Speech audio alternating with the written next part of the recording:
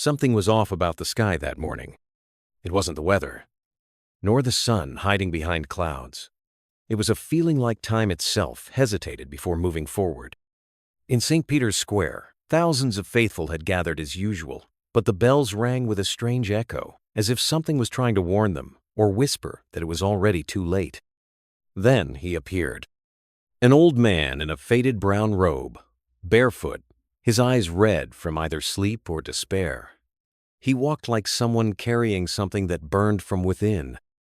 Around his neck, dangling from a worn leather cord, was a small metal tube, grimy and sealed with wax.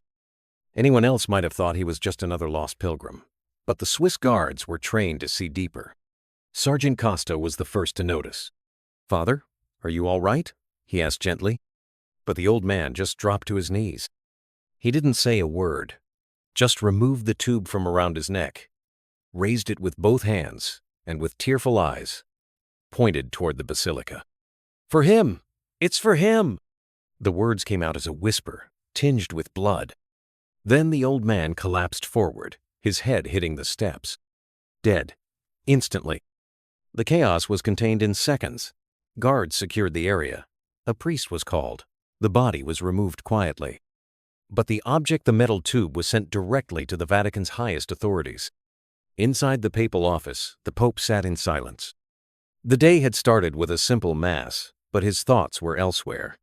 A strange dream had haunted him since before dawn. An open field, an eclipse, and two shadowy figures locked in a silent duel. One bore a cross on his back, the other an eagle on his chest. "Your Holiness," said his private secretary, handing him the tube. "It just arrived. The man died in the square. Experts say the seal is from the 16th century. The Pope looked at the object as if he had seen it before. The wax bore an ancient symbol, an 8-pointed star surrounded by Latin characters burned into the seal. It was authentic. He knew it. This was real. With trembling hands, he broke the seal. Inside, a scroll. Short, aged, written in Old French with Latin notes in the margins. At the top, one unmistakable signature, Michel de Nostradamus. The Pope read the words once, then again, a third time. "Two men shall rise. One, clothed in light and silence. The other, in gold and noise. And only the blood of one shall stop the rise of the night." Silence fell over the room. "What does it mean?" asked the secretary. But the Pope no longer heard him. His eyes were locked on the 4 lines. There was something behind them, something deeper, something gripping his chest like an invisible hand. He closed his eyes, took a long breath, and whispered, "He wrote about us." The room suddenly felt smaller. The filtered light through the curtains cast shadows that danced like specters of the past. The Pope held the parchment like it was alive. Nostradamus's words weren't just cryptic. They were a warning. And more than that, a summons. On his dark wooden desk, he spread out ancient books, esoteric documents, and forbidden texts he kept locked in a drawer with no label. Few knew of this collection, remnants of the Vatican's secret library, survivors of fire, censorship, and centuries of silence. To him, they were tools, bridges between the visible and the invisible. With a magnifying glass, he studied every line of the scroll. There were smudges along the edge, as if the writer had hesitated. Some letters trembled. And near the bottom, nearly faded, a Roman numeral sequence, MDCXLIV. 1644. The same year of a quiet revolt buried in Curia records, when prophetic manuscripts were pulled from the library as a precaution for spiritual safety. "This has been hidden ever since," he murmured. He called for his private secretary, a young Italian, discreet and loyal, trained never to ask questions. "I need access to the gray cell. Immediately." The young man hesitated. "Your Holiness, that requires 3 authorizations.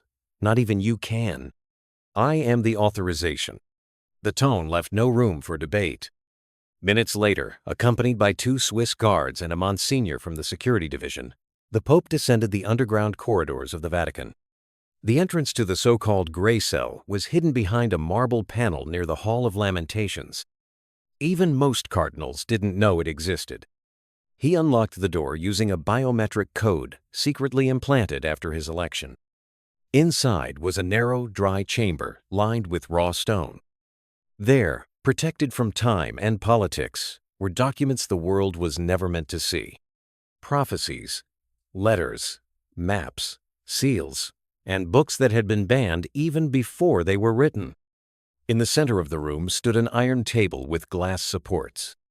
The Pope rolled out Nostradamus's original scroll across the illuminated surface and began comparing symbols with known translations. His mind was ablaze.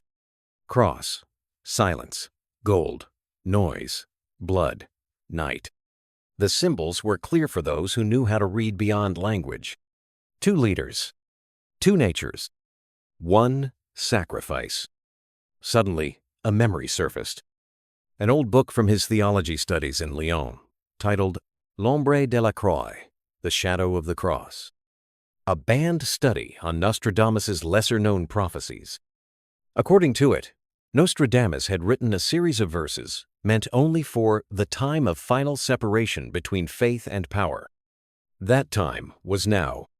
Then the realization struck him. The man clothed in light and silence, it could only be him. And the man of gold and noise. There was no doubt. Washington. While the Pope delved into sacred texts and secret symbols, across the ocean, the scene was drastically different.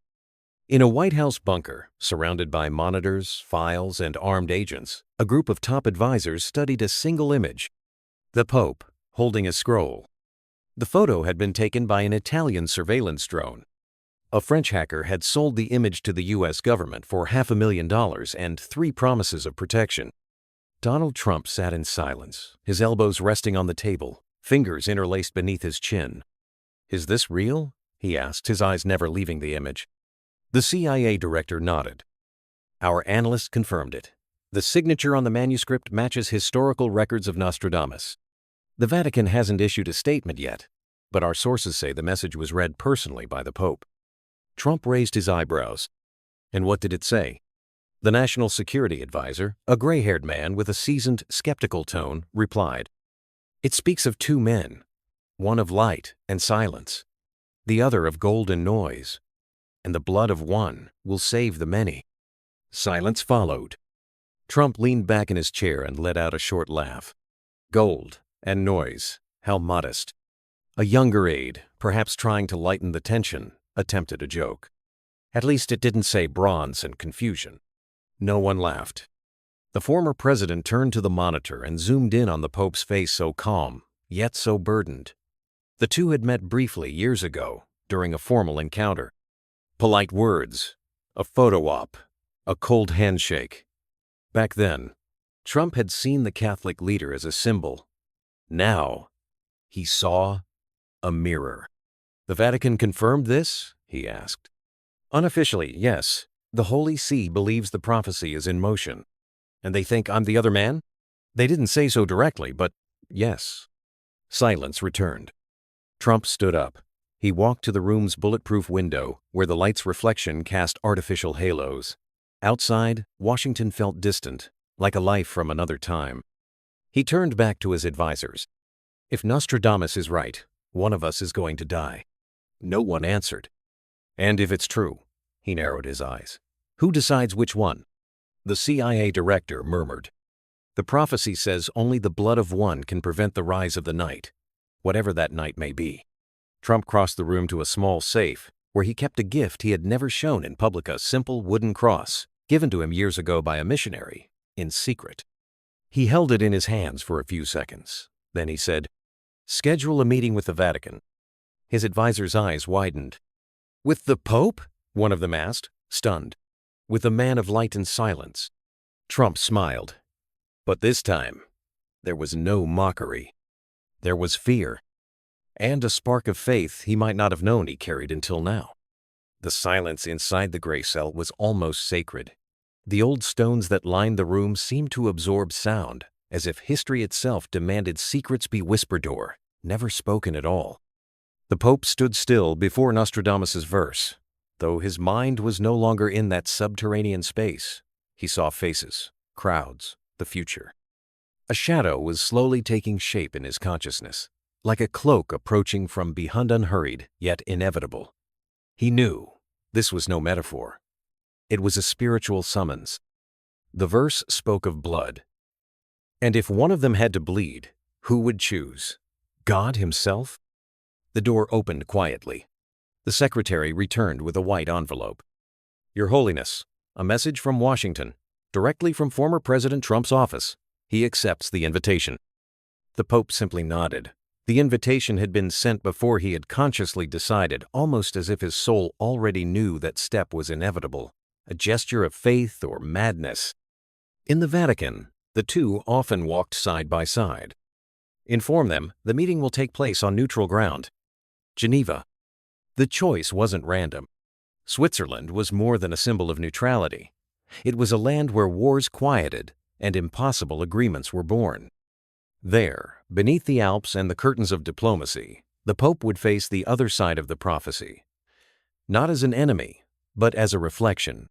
Hours later, aboard a discreet aircraft of the Pontifical Guard, he read the parchment again. There was a new annotation, something he hadn't noticed before. In the lower fold, between symbols nearly faded, a phrase in Latin, Non mors est fini, est initium. Death is not the end. It is the beginning. The words echoed deep. Now on Swiss soil, the Pope descended from the plane without protocol. No journalists, no waving hands. Only him, two security officers, and the cardinal in charge of maintaining absolute secrecy. The meeting location. An old monastery converted into a conference center, isolated in the mountains, protected by both technology and tradition. At the entrance, a small delegation awaited. And among the faces, Donald Trump. He wore a dark, elegant coat. His face more worn than in his campaign days. But his eyes were sharp, suspicious, curious. There was no handshake, only a look that lasted just long enough to transcend politics. The look of two men who, for the first time, understood the weight of being named by a prophecy older than their nations. The Pope was the first to speak. Thank you for coming. Trump gave a short nod. When Nostradamus writes your name, it's hard to ignore the invitation. They walked to a plain room, a wooden table in the center, 2 chairs, a printed copy of the parchment for each of them, nothing else. The Pope sat down and opened his copy, like a priest preparing for liturgy. The man of light and silence, the man of gold and noise, both called to stop the rise of the night. Trump leaned forward, elbows on the table. And only one of us survives, that's it? That's what it seems. And how do you decide something like that? The question sounded more human than rhetorical. The Pope didn't answer immediately. Instead, he slid a book across the table, the Catechism of the Catholic Church, marked with several red ribbons. Sometimes we don't choose. Sometimes we are chosen. Trump looked at the book, then at the Pope. He gave a faint laugh. If this is a test of faith, I'm at a disadvantage. Or maybe an advantage. You're not bound by doctrine. You can act freely. Or selfishly. Sometimes it's ego that prevents destruction. Sometimes it's ego that causes it. They fell silent. But it wasn't awkward. It was dense, heavy with history, with clashing worldviews, with unspoken regrets and conflicting beliefs. But in that silence, there was also a spark of understanding. The beginning of something. You know what scares me the most? Trump said, still staring at the parchment. It's not the prophecy. It's that it might be true, and no one will be able to stop it. The Pope nodded. That's why we're here. Not to die, but to understand. And decide. Decide what? Which one of us has to sacrifice? The Pope stood and walked to a frosted glass window, gazing at the mountain silhouettes. Maybe the sacrifice isn't literal. Maybe the prophecy speaks of a different kind of death. The death of a pride, a lie, a role that no longer belongs to us. Trump stood too. He joined him by the window. Side by side, they looked out. "I've already died once," he said. "When I lost everything. When I was humiliated in public. When no one took me seriously. And what brought you back?" Trump smiled. "The fact that someone still believed in me, even when I didn't believe in myself." The Pope turned and looked him in the eye. "Then maybe that's the true sacrifice. Believing in the other. Letting go." Before they could continue, a blast shook the glass. Shattered windows. Sirens. Alarms. Explosion.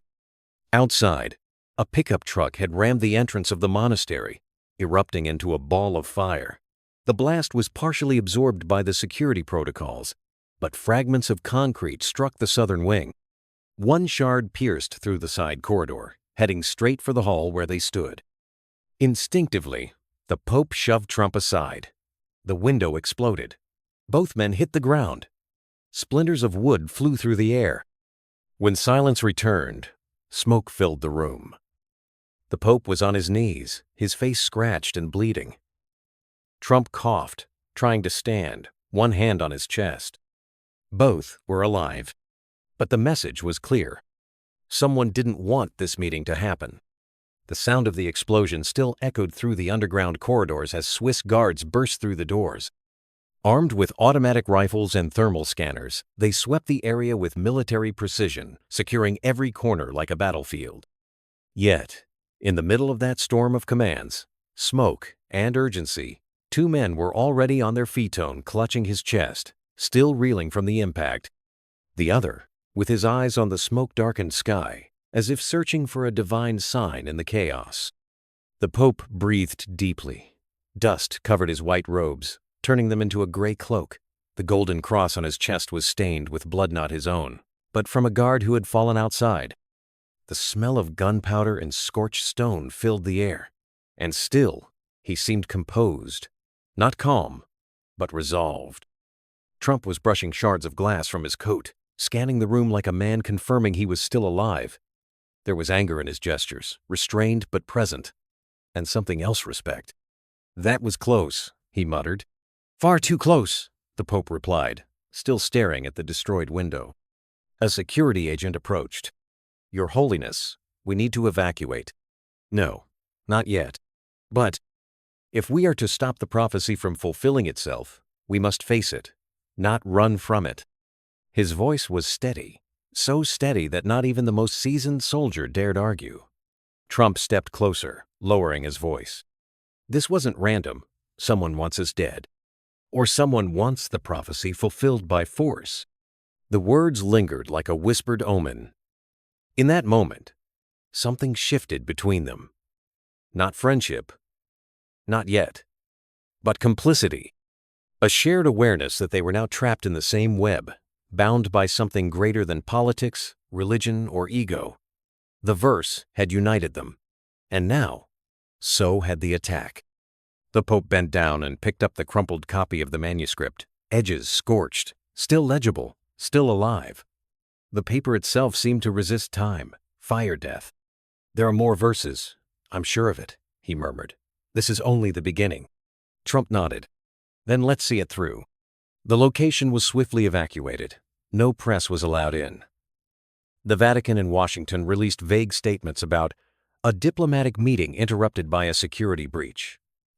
But the world knew. It always does. And even without images, rumors spread like wildfire. Conspiracy theorists flooded YouTube with breakdowns of the prophecy. Political analysts scrambled to explain why two such unlikely leaders had met in secret. And in shadowy forums on the deep web, a name began to circulate among extremist groups: the Rise of the Night. Inside the Vatican, the air was tense. Some members of the clergy dismissed it as fantasy. Others were quietly afraid. But one thing was certain: the Pope had made up his mind. He would not retreat. That same night, back in his private quarters, he knelt before a small chapel. The room was silent. Only a single candle flickered before the crucifix. "Lord, if this is the path, give me strength. If it is a mistake, give me wisdom. And if it is the end, let it serve to light someone else's beginning." And then, as if in silent reply, The candle trembled violently, then went out on its own. The Pope remained kneeling, motionless, not out of fear, but out of certainty. The next day, he asked his aides to find an old contact in Francia scholar of Nostradamus, a former Benedictine monk excommunicated years ago for publishing a heretical theory that the prophet of Saint Remy had intentionally hidden verses visible only through chemical reagents. Tell him I'll speak with him, but he must bring what he promised, the invisible ink, the second verse. Meanwhile, in Palm Beach, Trump stood on the balcony of his estate, staring at the ocean. Beside him, an envelope. Inside, the same copy of the verse. Marked in his own handwriting, golden noise. He picked up the phone and called his personal advisor. "Call the Vatican. Tell them I'm in." "In what, sir?" "In all of it." And so, two men who were never meant to meet now found themselves bound by an ancient prophecy, by a blast that almost killed them both, and by a shared truth. The night was coming. But before it arrived, there were still verses to be read, and impossible choices to be made. Chapter 2. The jet sliced through. The smoke hadn't yet cleared from the ruins of the monastery in Geneva, when the world resumed spinning, pretending nothing had happened. There were no official images, no public statements, just a sterile note from the Vatican and a matching one from Washington, both citing a minor disruption during a private diplomatic dialogue. But inside the walls of power, both religious and political, the tremor was very real. Inside a secure medical facility on the outskirts of Bern, the Pope sat alone. His cassock had been replaced by a simple gray robe. A bandage ran across his forehead, and dried blood crusted the sleeve of his undershirt. But his eyes were sharper even than they had been the day before. He was not thinking of the blast, nor of the broken windows or the dust that still clung to his lungs. He was thinking of the verse, "Only the blood of one will prevent the rise of the night." And he was thinking of the man who now shared that burden with him. Donald Trump was in another room of the same facility, pacing like a lion recently freed from a trap. He had refused all medical care after the incident, except for the removal of a few glass shards from his arm. The rest, he claimed, could wait. "They tried to kill us," he said aloud, though no one was in the room. Tried, and failed. A folder lay open on the table.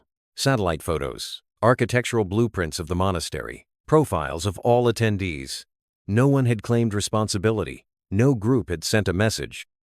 It was pure silence, like a crime committed by ghosts. But he knew better. And so did the Pope. A knock on the door. It was the Vatican's head of security and ex-intelligence operative from Eastern Europe, handpicked by the Pope himself. "He's asking for you," the man said simply. Trump nodded, adjusted his cufflinks, and without a word, followed him down the hallway. The meeting took place in a room that once served as a chapel for traveling monks. Now, the pews had been replaced by bookshelves and armchairs. Still, the stained glass above the altar remained, casting colorful shadows across the stone floor. The Pope sat near the light, holding the scroll once more, now enclosed in a protective frame. Trump entered slowly, then closed the door behind him. For a moment, neither spoke. Then the Pope said, "You weren't supposed to be in that room." Trump smirked. "Neither were you." The Pope turned to face him fully. His voice, though soft, carried the weight of centuries. This wasn't an accident. Someone tried to fulfill the prophecy, prematurely. Trump walked over to the stained glass, looked up at a depiction of St. Michael slaying the dragon. "So what now? We sit around and wait for someone else to try again?" "No, we seek the truth. Together." Trump raised an eyebrow. "Together? You sure the cardinals will love that idea?" "They won't. And your Senate won't either. But this isn't about them." The air thickened between them, not with hostility, but with decision. The kind of gravity that comes when two men realize the world is no longer in their hands, and they must step into the unknown.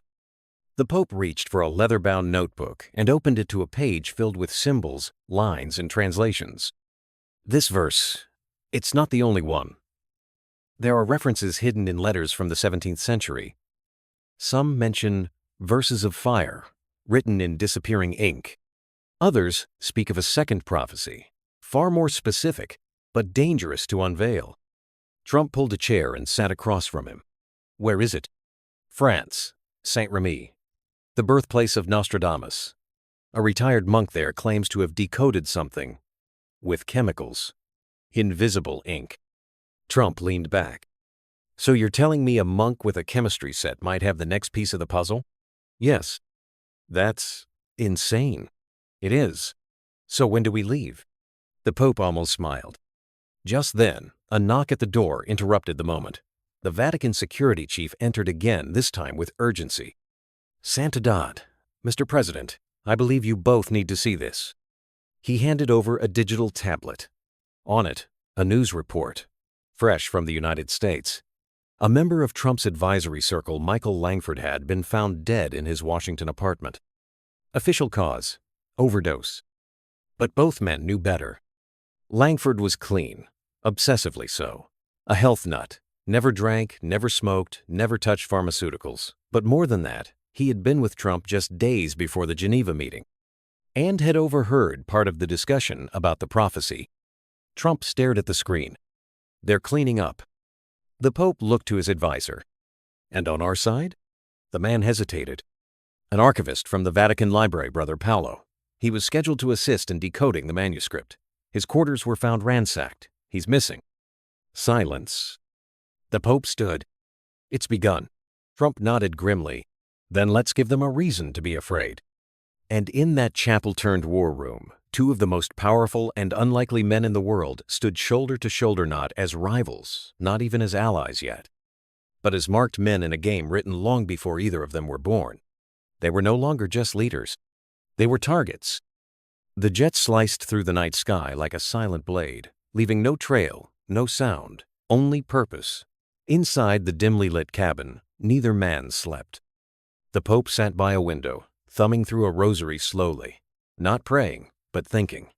His eyes stared into the abyss of the clouds, seeing not their shape but what lay beyond. Across the aisle, Trump sat with his arms crossed, eyes locked on the medallion Brother Antoine had given them. He hadn't said a word in an hour. Not because he had nothing to say, but because for once, words would only get in the way. Eventually, the silence broke. We're going to need people we can trust, Trump said, eyes still on the medallion. Not politicians, not cardinals, people who don't care about protocol. The Pope nodded slowly. I have a few in mind, but even the faithful can be fooled. So can leaders, Trump added, especially the ones who think they're chosen. That hung in the air longer than either expected. It wasn't a jab, it was an admission.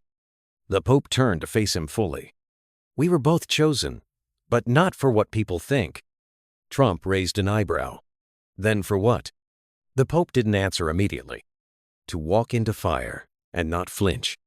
The words landed like a hammer on glass. Neither knew if it meant martyrdom, sacrifice, or something more terrifying. The possibility that they would both survive, but broken. When they arrived in Rome, dawn was just beginning to stretch its fingers across the horizon. The eternal city glowed in hues of gold and crimson, unaware that beneath its domes and cobbled streets, a storm was brewing. The Pope returned quietly to the apostolic palace. No fanfare, no processions, only two Swiss guards saluting in silence as he entered through a side gate. In his chambers, he found a notianimus left inside a book on his nightstand. You found the second verse. We know where you're going next. You won't survive Jerusalem. He closed the book without a sound. He didn't even alert his security. Instead, he locked the door and walked to the small chapel connected to his quarters. There, in front of the crucifix, he knelt. This time, he prayed not for guidance, but for strength. If it must be me, let it be quick. But if there's still time, let me see the boy again, just once. The next day, a coded message arrived from Israel. The rabbi had arranged access to the excavation site beneath the western wall. Discreet, dangerous, but possible. The Pope and Trump were scheduled to arrive in Jerusalem within 72 hours. But someone else had already beaten them there. In a hidden chamber beneath the city, lit only by a single oil lamp, a man stood in silence. He wore the robes of a priest, but he was no servant of light. Around his neck hung the same medallion the Pope now kept locked in a drawer. The man held a page. It was a partial fragment of the third verserept from a scroll stolen from a monastery decades ago. He read the words aloud, slowly, as if tasting them. When blood touches sacred stone, the world shall choose between shadow and fire, and the name that was hidden shall be spoken again. He smiled, then turned to the shadows behind him. Prepare the chamber, the prophecy is unfolding. That evening, in Washington, Trump sat alone on the balcony of a secured estate. He hadn't returned to the White House yet. Too much noise. Too many questions. He lit a cigar but didn't smoke it. Just held it between his fingers. In his lap, a photo, yellowed and creased. His brother. The one no one talked about. The one he lost before the spotlight ever found him. He stared at it for a long time, then tucked it into his jacket. "You'd laugh at me now, wouldn't you?" he whispered.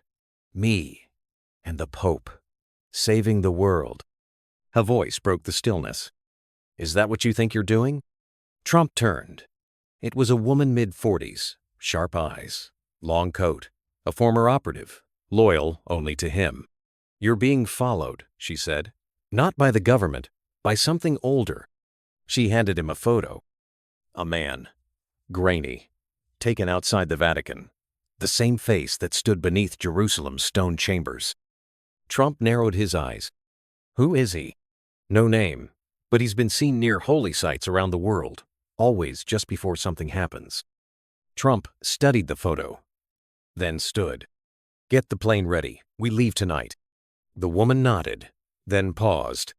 "You really trust him?" Trump didn't hesitate. "No, but I believe in what we're trying to stop." And with that, he walked into the darkness. Inside the Vatican, the Pope looked out his window toward the square where thousands would soon gather for Sunday Mass. They would come in search of peace, of wisdom, of hope. They had no idea what was coming. He turned back to his desk. On it, a notebook, open to a blank page. He picked up his pen and wrote, "If you find this journal, then know we tried. Not to save ourselves, but to give the world a choice. And if I do not return, tell Pedro." His father kept his promise. He closed the book and began preparing for Jerusalem. It began with a prayer, not whispered in Latin behind golden altars, nor recited in dusty pews by trembling hands. This prayer was spoken in shadows, beneath the earth, with blood instead of holy water. A circle of 12 stood in silence. Torches crackled against the stone walls of an underground chamber. Ancient symbols marked the floor, some Catholic, others pre-Christian, all twisted into something new. In the center lay a goat's skull, its hollow eyes filled with black wax. Around it, incense that smelled of burnt cedar and iron filled the lungs like smoke from a battlefield. A man stepped forward. He was faceless under a hood, his voice deep but calm. "The verse has awakened." The others lowered their heads. "The cross and the eagle have met."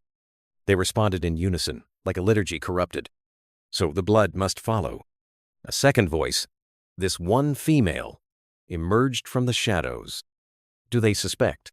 "They suspect nothing. The Vatican is blind. The Americans are arrogant." "And the prophecy?"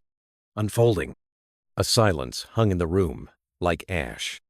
Then the leader raised a hand and showed Iton his palm. A brand, a circle of thorns around a single eye. "One will kneel, one will rise, but we will choose who falls." The group knelt. The prayer ended. And the plan moved forward. In the Vatican, the Pope stood before a painting few had ever seen. Hidden behind a false wall in the archives, it depicted a burning city with two figures robed in white, the other draped in gold, locked in embrace and flame. Beneath them, Latin words scrawled in blood-red pigment. "Only through fire shall the dawn return." He turned to the man beside him, Monsignor Luis Alvaro, his personal archivist.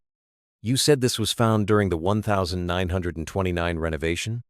"Yes, Holiness. It was behind a collapsed foundation in the old crypt. The painter is unknown. Some believe it's post-Renaissance, Others claim it predates the basilica. And no one thought it important? Luis hesitated. It was suppressed. Too close to certain apocryphal texts. Too dangerous.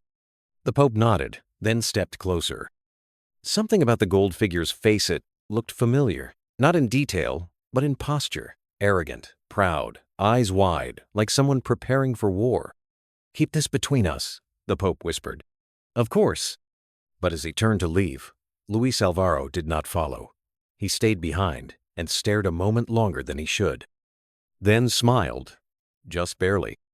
Across the Atlantic, inside a secure building just outside Langley, Virginia, a man opened a black envelope. It contained one thing, a photograph. The Pope and Trump, side by side, reading a parchment.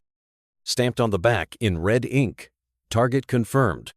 He burned the photo in a dish, then swallowed the ashes with water, and waited for instructions. The next morning, as the Pope prepared for Mass, his most trusted assistant, Father Matteo Romano, entered with a frown. "There's been a breach." "Of what kind?" Matteo lowered his voice. "The Geneva meeting. The photos were leaked." The Pope's heart sank. "How?" "We don't know.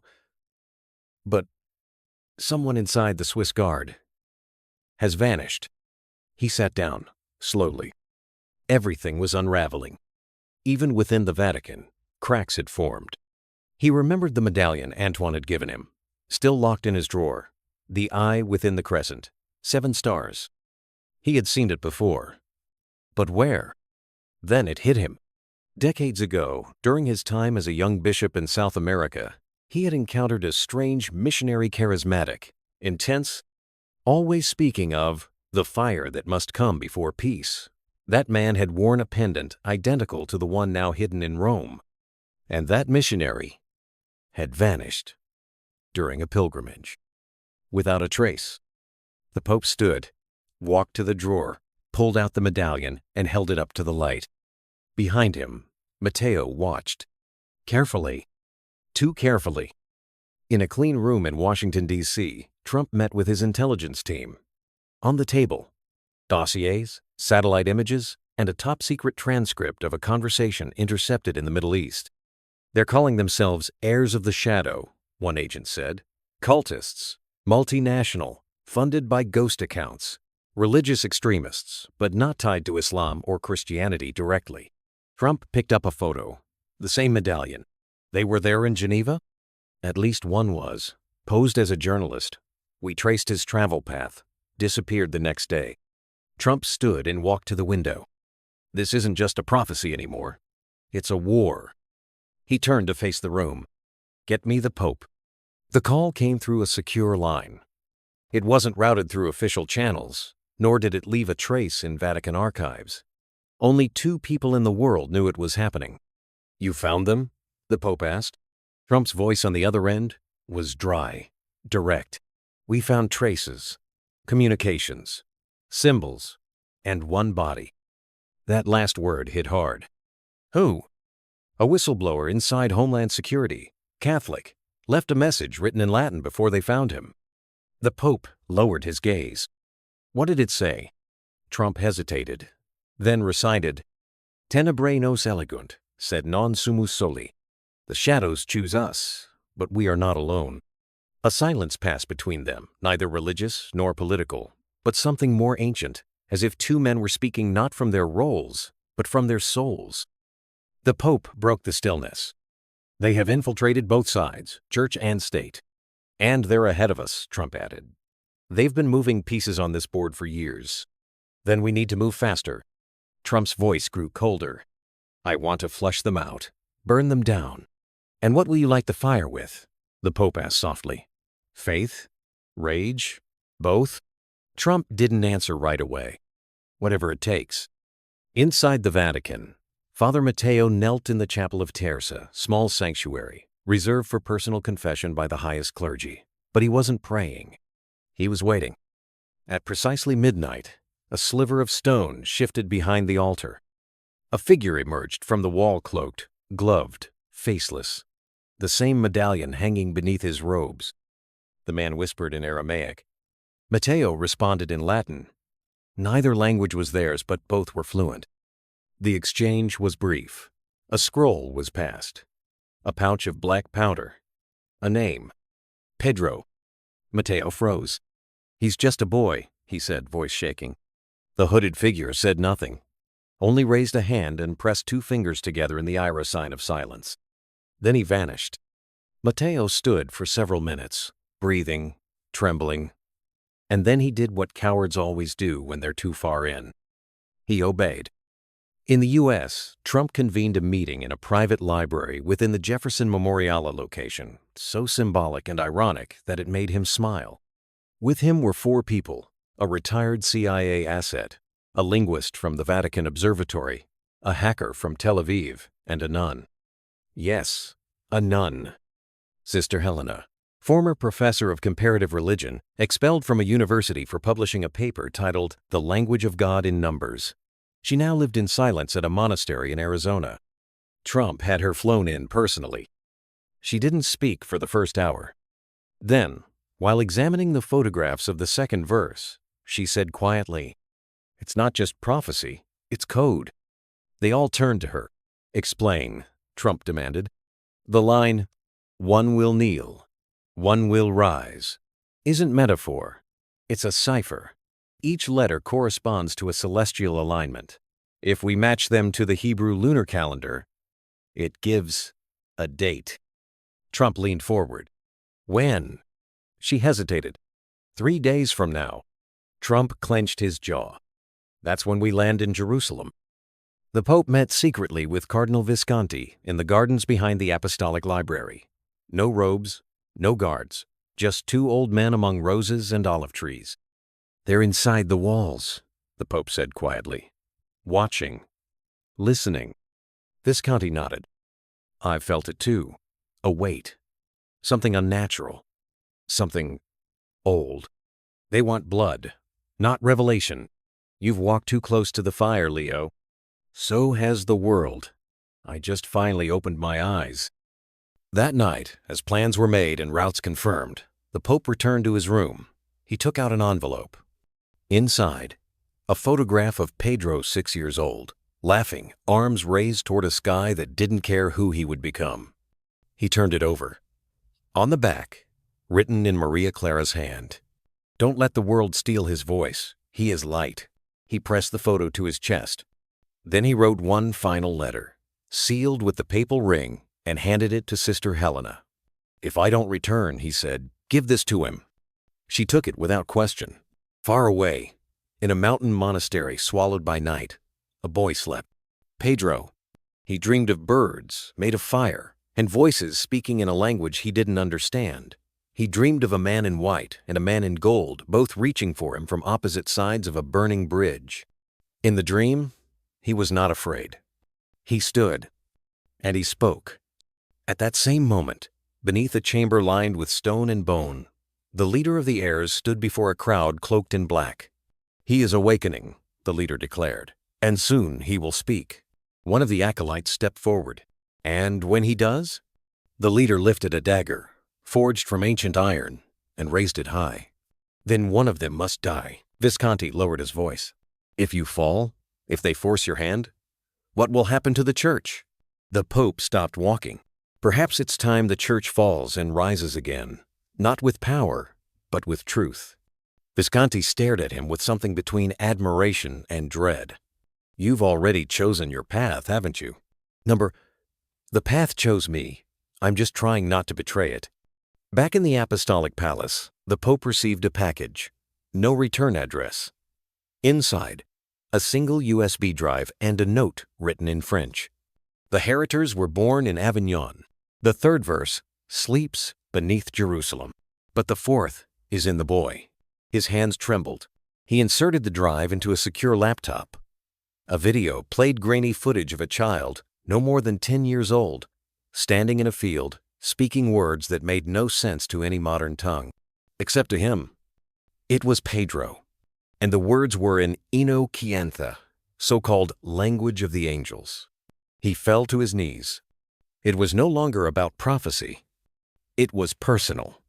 The Pope summoned his most loyal aide, Sister Clara. "We leave tonight. And no one must know. To Jerusalem? He nodded.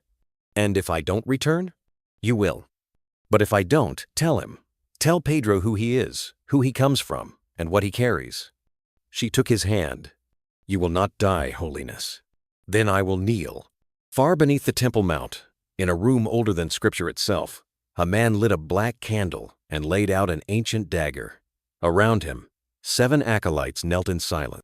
On the stone wall behind them, the same symbolth eye inside the crescent moon. One of them whispered, "They come." And the leader replied, "So does the shadow." They returned to their safe house just before midnight. It was a modest stone building tucked away in the outskirts of Jerusalem, used by Benedictine monks, now repurposed for moments like this, when the world's most powerful men needed to disappear. Security was minimal by design. Sometimes the best shield was silence. Inside, the Pope sat alone in a candlelit room. Before him, spread across an oak table, were the 3 verses they now possessed. He traced the parchment with slow, deliberate fingers, almost afraid to touch it, as if the paper itself could burn his skin. One will kneel, one will rise.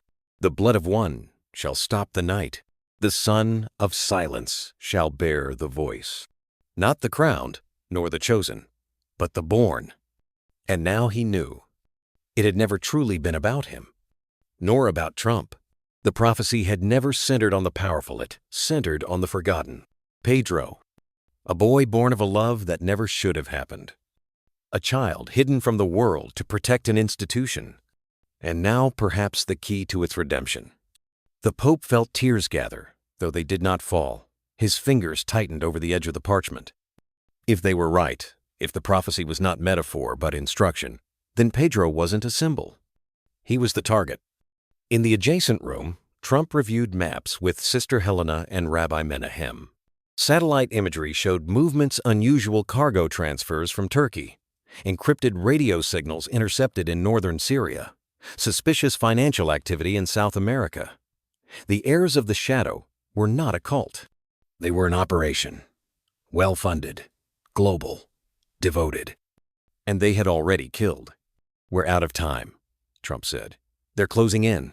Helena pointed to a location, a centuries-old abbey outside Nazareth, once abandoned, now recently reoccupied under the name of a non-profit archaeological foundation. All field workers had fake IDs. No government had jurisdiction. No permits had been filed. We believe the leader is there, Helena said, but we don't have a face yet. Rabbi Menahem added, what we do know is this.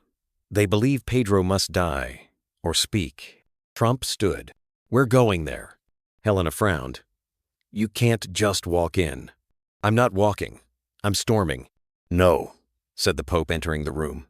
His voice was calm but unshakable. I will go. Everyone turned to him. No offense, Trump said, but you're not exactly combat ready. I'm not going with guns, the Pope replied. I'm going with the truth. They believe they're enacting divine justice. If I can speak to them, if I can show them who this child really is, perhaps not all are lost. Trump stepped closer. You're not going alone. Then we go together, said the Pope. Sister Helena looked between them, her expression a mix of disbelief and reverence. You two are going to get yourselves killed. The Pope placed a hand over the parchment. Perhaps. But we were already dead the moment we stayed silent. Chapter 4, the second verse. The village of Saint-Remy slept beneath a blanket of lavender mist, its narrow stone alleys echoing with the creaks of wooden shutters and the sigh of the wind through ancient vineyards. It was the kind of place history never left it, simply changed clothing. Roman ruins leaned into medieval foundations. Churches whispered secrets older than their saints. And beneath it all, something waited. The Pope stepped out of the unmarked vehicle first. No entourage, no red shoes, just a man in black, walking under the sky of a prophet. Trump followed, his coat flapping in the breeze, face unreadable. He had said little on the journey from Jerusalem to Marseille. Silence now felt like safety words were too easily tracked, twisted, or remembered. They had switched to analog paper maps, handwritten notes, whispered plans in abandoned chapels. They were received by a man who had long since abandoned the world, Brother Antoine. Once a Benedictine scholar exiled for heresy, Antoine now lived in a crumbling farmhouse on the edge of the village, surrounded by books that no library claimed and scrolls that no bishop dared open. His beard was wild, his eyes sharp, his fingers stained with ink, herbs, and secrets. A wide leather belt cinched his tattered robe, and around his neck hung a key with no visible lock. He didn't bow. He didn't speak at first. He simply looked at the two men and said, "You've brought war into my vineyard." Trump raised an eyebrow. The Pope answered calmly, "We didn't bring it. It followed us." Antoine stared at the Pope for a moment, then stepped aside without a word. Inside, the air smelled of old paper, vinegar, candle smoke, and lavender oil. Candles lined the walls. A fire burned low in a stone hearth where dried orange peels crackled beside the embers. The windows were shuttered, and the only light came from the flickering flames. There was no electricity, only silence and time. The Pope ran his fingers gently over a shelf of manuscripts. Some were bound in goat leather, others in parchment. A few were wrapped in wax cloth and sealed with faded sigils. He recognized symbols from apocryphal texts, alchemical diagrams, and early Kabbalistic glyphs, many forbidden, most forgotten. On a wooden table lay a scroll, wrapped in blue silk, bound in red thread. Antoine unwrapped it slowly, reverently, like a relic or a wound. Every movement felt deliberate, as though undoing the past required careful hands. "This," he said, "was found in the cellar of the Monastère de Sainte Rose, buried beneath a trapdoor that had not been opened in over 400 years. We found it with the skeleton of a man buried facing west, not east. That alone would have had him burned." The Pope approached slowly. "It's authentic?" Antoine nodded. "It bears the watermark of Nostradamus' physician. And more importantly, it's incomplete." Trump leaned forward, arms folded, eyes narrowed. "You're saying there's more?" Antoine smiled without humor. "There always is." He reached for a set of small glass bottles each, labeled with symbols, not letters. He mixed 2 drops of liquid onto a fine brush and began stroking the parchment. The brush moved like a whisper. At first, nothing. Then, slowly, as if the paper were remembering what it once said, letters began to bloom. Not in ink, in fire. A soft golden shimmer emerged beneath the text, outlining hidden words that had been waiting centuries to speak again. The reaction sparked tiny motes of light that hovered momentarily in the air before vanishing. They read together, "When the mirror cracks, and thunder walks among men, the blood of one shall cleanse the many. The lion must lie still, so the dove may rise." Trump whispered the words aloud. "The blood of one shall cleanse the many." The room felt colder. The Pope remained silent, eyes fixed on the final line. "The lion must lie still, so the dove may rise." It was no longer a riddle. It was a verdict. Trump broke the silence. "Well, that settles it. One of us is going to die." Antoine said nothing. He simply stood and walked away, leaving the two men alone with the prophecy. The Pope slowly turned toward the fire. His face, always composed, now showed the weight of something irreversible. Not fear, but acceptance. And behind it, something more painful. Inevitability. "All these years, I thought sacrifice meant giving up power," he said quietly. "Resigning, renouncing glory, even hiding the truth to protect others." Trump chuckled, a sound without joy. "I thought it meant putting your name on something and walking away before it burns. But this," the Pope continued, "this is different. This is blood, not metaphor, not gesture, a life for the many." Trump walked to the window. Outside, morning was beginning to pierce the fog, brushing the fields with the first strokes of pale light. "You think it'll be you?" "I'm the one in white," the Pope answered. "The dove." Trump didn't argue, but he didn't agree either. "I've spent my whole life building walls around the people I love," he said. "And when I lost them, I built them higher, thicker. Now I find out none of it matters. That maybe the only thing that ever counted was whether I'd be willing to let them fall." He turned back to the Pope. You ever think maybe this whole thing is just a story people are writing on top of us? Like we're characters in someone else's book? The Pope smiled faintly, a sad curl of the lips. I've spent my life believing in the author. Trump nodded, then murmured, Then let's not disappoint him. A sound outside zoffed. Metallic. Both men turned. Antoine returned, holding a small wooden box wrapped in cloth. He placed it gently on the table. This, he said, is the ink Nostradamus used for his final verses. It's made from ash, bone, and something older, something that can't be traced. He looked directly at the Pope. You're not meant to read the fourth verse yet, but you need to know, the one who dies is not the one who loses. Trump frowned. What does that mean? Antoine didn't answer. Instead, he reached into his robes and pulled out a medallion, the same symbol etched on the Vatican seal that arrived weeks ago, the crescent, the eye, but this one was broken. A crack ran through the eye, a fracture in the vision. It belonged to one of them, Antoine said. He left it behind when he defected. Said the prophecy was wrong. Said the child changes everything. The Pope froze. Pedro? Antoine nodded. The child was never supposed to exist. His birth shattered the sequence. That's why they're afraid. That's why they're hunting him. He's the deviation, the unknown variable. Trump crossed his arms, mouth tightening. So he's the threat. No, Antoine said, stepping closer. He's the question. The Pope reached into his coat and removed a worn photograph of the boy Pedro standing barefoot on a beach, wind in his hair, smiling at something unseen. He doesn't even know who he is. Then tell him, Antoine said, because when they come for him, they won't give him a chance to figure it out. The Pope folded the photo gently. I will. Trump looked at both men. If this kid is really the key, then we protect him. The Pope nodded without hesitation. No matter what. Antoine poured more ink into a small vial and handed it to the Pope. When the time comes, this will show you the last verse. He looked at both men with eyes that had seen too much and said quietly, But remember, only one of you can read it. The sun had risen fully now, casting pale gold across the old stones of Saint-Remy.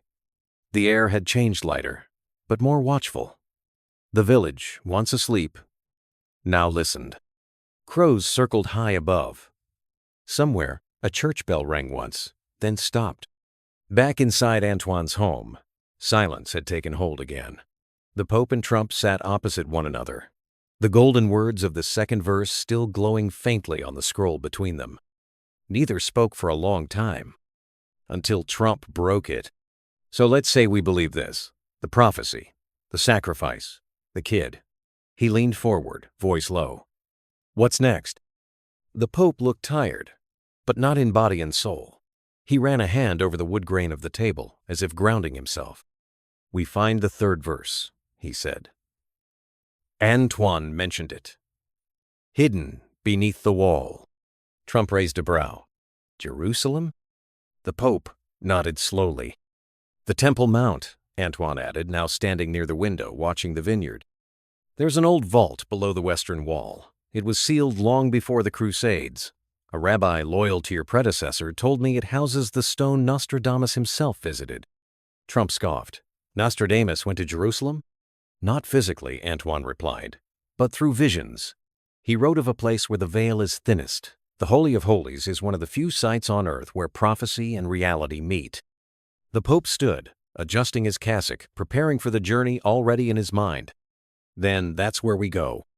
Antoine moved quickly across the room, opening a cabinet. Inside were bundles of documents, ancient maps, smuggled Vatican blueprints, and faded photographs taken through infrared lenses. He laid them across the table. Getting under the wall isn't just illegal, it's sacrilege to many. You'll need someone who knows every passage, every shadow, and someone who can get you in unseen. The Pope studied the materials. I know who. Trump tilted his head. You sure you can trust them? No, the Pope said honestly, but I trust what they protect. A knock shattered the quiet. 3 soft taps. Antoine's face changed. His hand moved instinctively toward the drawer beneath the table, not for a weapon but for an old bronze bell, the kind monks once used to warn of danger. The Pope stood still. Trump glanced at the door. Antoine whispered, "No one knows you're here." The knock came again, but this time it wasn't soft. It was deliberate, measured, like a rhythm known only to those inside a secret. Antoine slowly opened the door. A boy stood there, no older than 17. His jacket was military surplus. His hair shaved on one side, dyed red on the other. In his hand, a folded piece of paper, old and stained. He handed it to Antoine without a word. Antoine opened it. 3 words written in trembling Latin. Vigilantibus, non dormientibus. To the watchers, not the sleepers. Antoine turned to the Pope. "He's one of them." Trump tensed. "One of who?" Antoine ignored him. Instead, he asked the boy, "Are they coming?" The boy nodded once. "How many?" He hesitated, then raised 3 fingers. Antoine closed the door, bolted it, and turned back to the room with calm urgency. "We have 5 minutes." Trump frowned. "Until what?" "Until they realize the scroll is real." He moved quickly now, grabbing satchels, wrapping the scroll, locking the ink in a vial with wax seals, bearing ancient sigils. He handed the items to the Pope. "You need to leave now." The Pope looked at him. "And you?" "I'll buy you the time." Trump didn't like it. "You're a monk, not a martyr." Antoine laughed. "At my age, I'm just bones with regrets. But this gives it all meaning again." He looked to the Pope. "Do not read the 4th verse until you're ready to lose everything." The Pope nodded solemnly. Outside, distant footsteps. The boy opened a trapdoor beneath the rug. A tunnel narrow, dark, ancient. Trump peered in. "Where does it go?" "Old Roman aqueduct," Antoine said. "Leads out to the olive grove behind the village." The Pope hesitated, then placed his hand over Antoine's. "Thank you." Antoine smiled. "For truth, always." They descended into the darkness. The boy followed last, sealing the trapdoor behind him. Above them, the silence shattered. The door burst open. Voices shouted. Heavy boots echoed. But the tunnel held. They walked in silence for what felt like an hour. Finally, they emerged into an olive grove, bathed in the golden light of late morning. Bees buzzed. A goat watched them from a crumbling wall. For a moment, it felt like nothing had happened. Like they were just men on a walk. Trump broke the quiet. "So what if it's you?" The Pope looked at him. Trump continued, softer this time. "What if the blood they're talking about is yours?" The Pope didn't answer right away. Instead, he bent down and picked an olive from the ground. He rolled it in his fingers, feeling the dirt, the weight, the softness of its skin. "Then I hope it means something," he finally said. "I hope it changes the world." Trump nodded. "And what if it's me?" The Pope looked at him, long and hard. "Then I'll make sure it wasn't for nothing." They walked in silence to the road, where a rusted pickup truck waited. The driver didn't speak, just nodded and turned the key. As they drove, the Pope looked out the window. Somewhere beyond the hills, the path to the 3rd verse was waiting. So was destiny. And perhaps so was death. But for now, the scroll was safe. And the world still had time. Chapter 5. The Inner War. It was night in Rome, but no one in the Vatican was sleeping. The air carried tension like incensescent, thick, clinging to every corridor and stone. Security patrols were doubled. Conversations, when they happened, were whispers behind closed doors. The Pope had returned under cover of darkness. Not even the College of Cardinals knew he was back. Inside the Apostolic Palace, the Pope sat alone in the papal library, the dim glow of a single lamp casting long shadows over volumes of forgotten doctrine and theological secrets.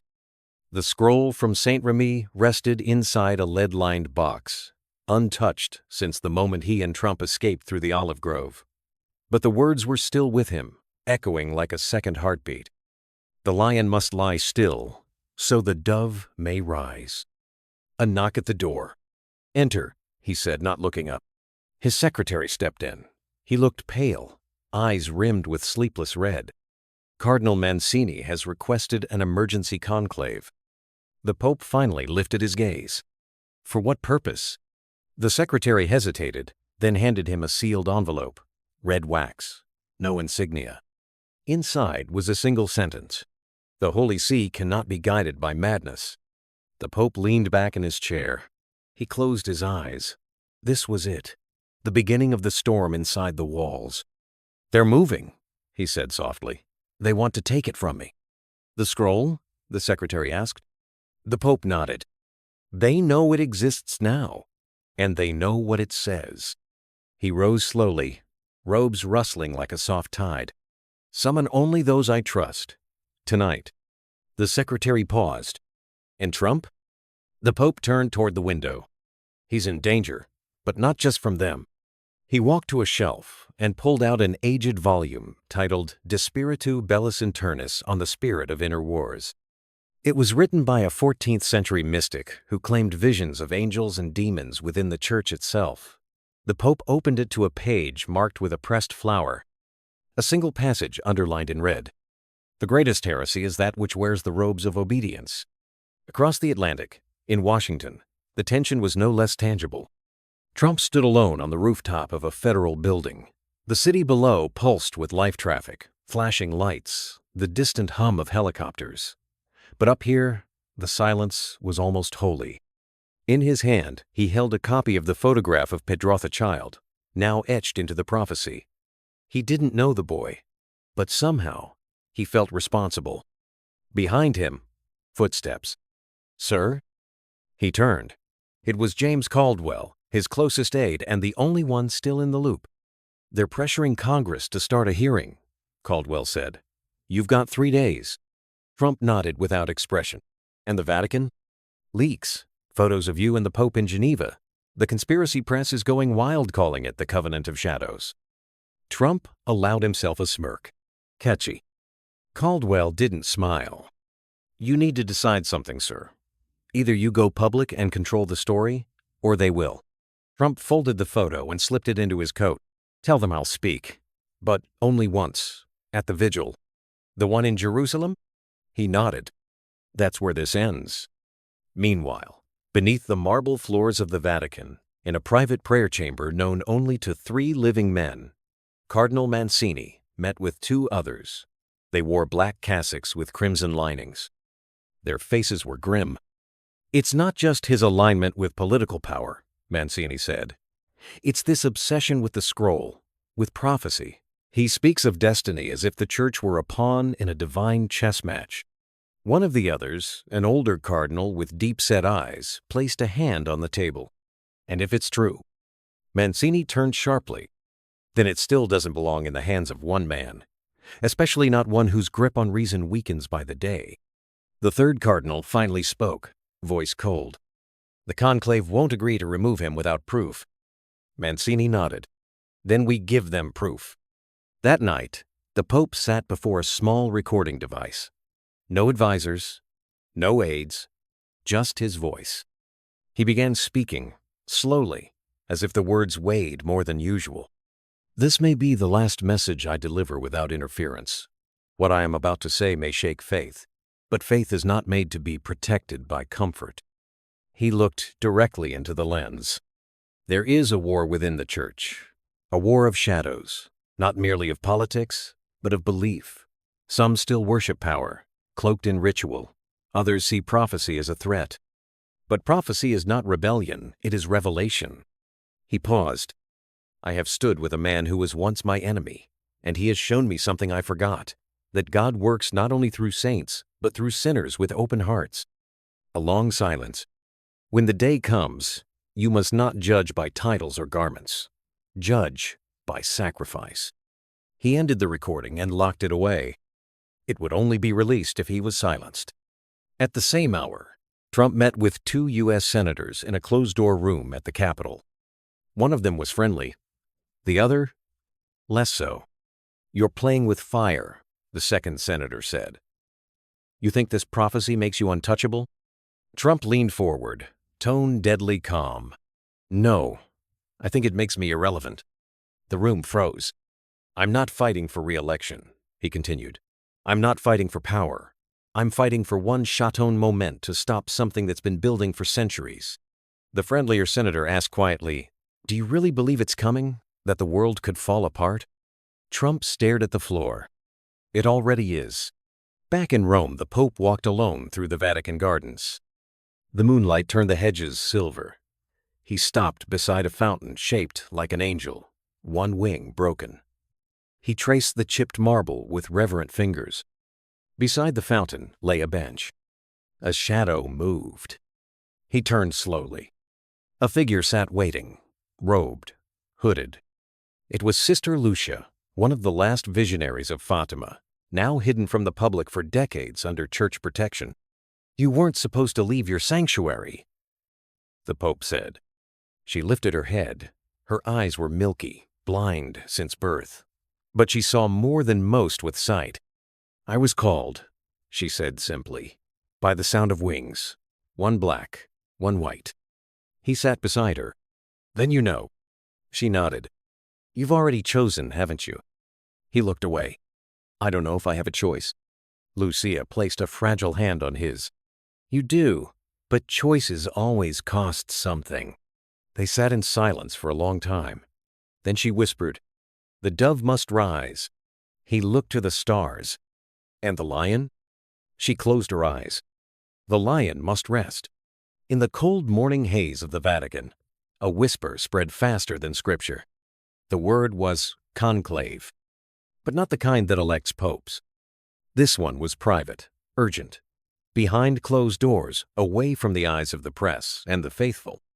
Some cardinals called it a precaution, others a necessary correction. But all knew the truth. It was a vote of no confidence, a theological ambush. Inside the Sala Regia, the Pope entered without ceremony. Dozens of cardinals waited, dressed in crimson and silence. The air buzzed with unspoken judgment. At the center of the room, a single chair faced the semicircle of power. He sat. Cardinal Mancini rose, holding a dossier. "Your Holiness," he began, voice smooth, rehearsed. "We convene with grave concern over your recent actions, private journeys with political figures, engagements in unauthorized investigations, and the concealment of prophetic materials from the Curia." The Pope did not flinch. Mancini continued, "The Holy Church cannot be guided by superstition or mysticism, nor can it afford to be entangled in geopolitical theater." Another cardinal interjected, "You risk dragging the faith into chaos." The Pope finally spoke. "And which faith is that?" he asked calmly. "The one built on fear, or the one built on truth?" The room shifted. Murmurs, glares. "I have not betrayed the Church," he continued. "I have protected her from the shadows within." Mancini slammed the dossier shut. "You refuse accountability. You act without counsel." The Pope stood slowly. "Because counsel was compromised." A hush fell. He took a small scroll from his coat and held it aloft, not the original, but a carefully crafted replica. "This is what you fear. Not madness, not heresy, but a truth that does not need your permission." The cardinals stared. One by one, a few rose and walked out in silence, neither in support nor defiance. Just fear. When the room emptied, only a handful remained. The Pope turned to them. "Stay ready. We may not have another chance." Across the sea, Trump stood in front of a mirror. Not for vanity, for armor. He adjusted his tie with the precision of a man who knew exactly what image the world needed. But behind his eyes was something different. Something that hadn't been there before, Saint-Remy. Humility. Or maybe exhaustion. His aide, Caldwell, entered. "It's confirmed. The plane is ready. Jerusalem awaits." Trump nodded. "Have we secured the square?" "Yes. The Israeli government approved a temporary closure. Security teams are in place. But, sir," he paused, "there are rumors about internal movements, a faction of your old donors. They're backing a replacement." Trump didn't blink. "Let them." Caldwell frowned. They say you've gone soft. Trump smirked. Maybe I have. Meanwhile, in a quiet apartment in the old quarter of Rome, a man watched the Pope's speech from the night before now leak to an underground network of Catholic reformers. He was young, clean-cut, a priest, but not just any priest. Father Miguel, the infiltrator. He had been trained from childhood, fluent in 4 languages, expert in scripture, psychology, and silence. His mission had been clear from the start. Get close to the Pope, gain trust, wait. But something had changed. He paused the video on the Pope's face wrinkled, tired, but burning with conviction. Not ambition, not fear. Truth. Miguel stared at the image for a long time. Then he opened his drawer. Inside, a pistol. He closed it again. His orders had been updated. Ensure the Pope does not reach Jerusalem alive. But for the first time, Miguel hesitated. In the dark vaults below the Church of the Holy Sepulchre, the Pope and Trump met again unannounced, unseen. The location was chosen for secrecy, and because history itself lived in the stones. An old rabbi greeted them, one of the few keepers of what Antoine had called the thinning veil. There is something here, he said, something older than prophecy, older than scripture. He led them to a stone chamber, lit only by oil lamps. On the far wall, faint etchings in Hebrew, Greek, and Latin. The Pope stepped closer, ran his fingers along the carved letters. A symbol emerged, 2 wings, one gold, one shadow. Trump stood beside him. What does it say? The rabbi answered, It says, they will rise together, but only one will return. Trump exhaled. So it's confirmed. The Pope didn't reply. He simply stared into the stone, as if hoping it might change. Then, from his coat, he removed the vial of ink Antoine had given him. Slowly, carefully, he began brushing the liquid across the wall. At first, nothing. Then words. One final verse. When the altar is lit by 2 flames, and the crowd holds its breath, one shall fall in sight of the world, and the other shall walk away alone, carrying the dawn. Neither man spoke. Neither needed to. That night, the Pope sat in his small Jerusalem quarters, writing a final letter. Not to the church. Not to the world. To Pedro. He began slowly. My child, you do not yet understand the storm in which you were born. But you were born for a reason. Not to be a weapon, not to be a symbol, but to remind us that prophecy must always bow to choice. One day, they will tell you that a sacrifice was made, that one man gave his life so the other could carry the flame forward. But know this, the one who lived envied the one who died, because he got to finish his mission. He folded the letter gently, placed it in an envelope, and left it unsealed. At the Wailing Wall, preparations began for the vigil of humanity. 2 podiums, thousands of candles, millions of eyes around the world, waiting for answers. Some prayed, some plotted. But only one thing was certain.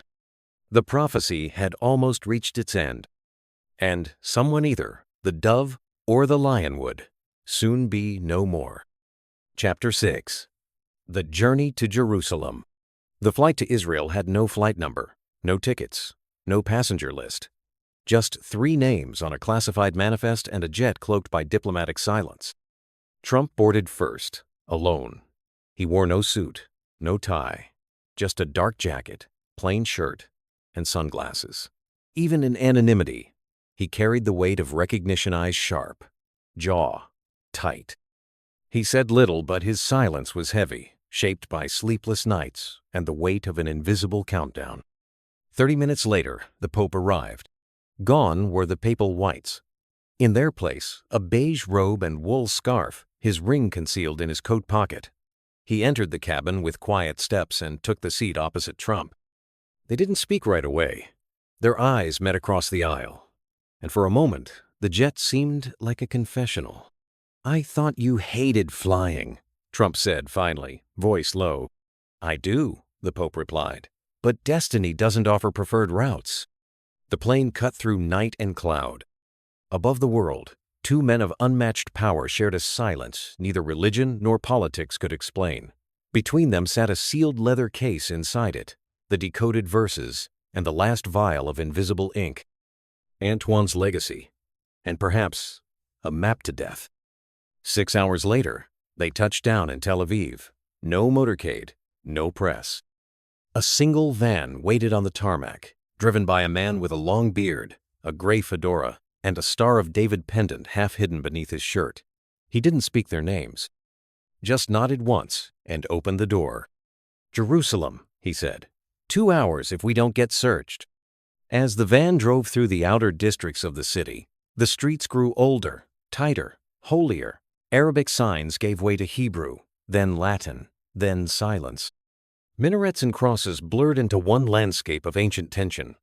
The city felt like a heart beating too fast. They passed landmarks both sacred and forgotten. Churches built atop ruins, synagogues beside mosques, cemeteries where history whispered through cracked stones. It was as if every step forward pulled them deeper into the past. Trump gazed out the window, lost in the rhythm of the streets. "Funny," he muttered, "how the most ancient cities are the ones closest to exploding." The Pope didn't respond. He was busy tracing something on the fogged window an invisible cross. They reached an alley behind an old bakery in the Armenian Quarter. The driver killed the engine. "We walk from here," he said. The Pope stepped out and looked around.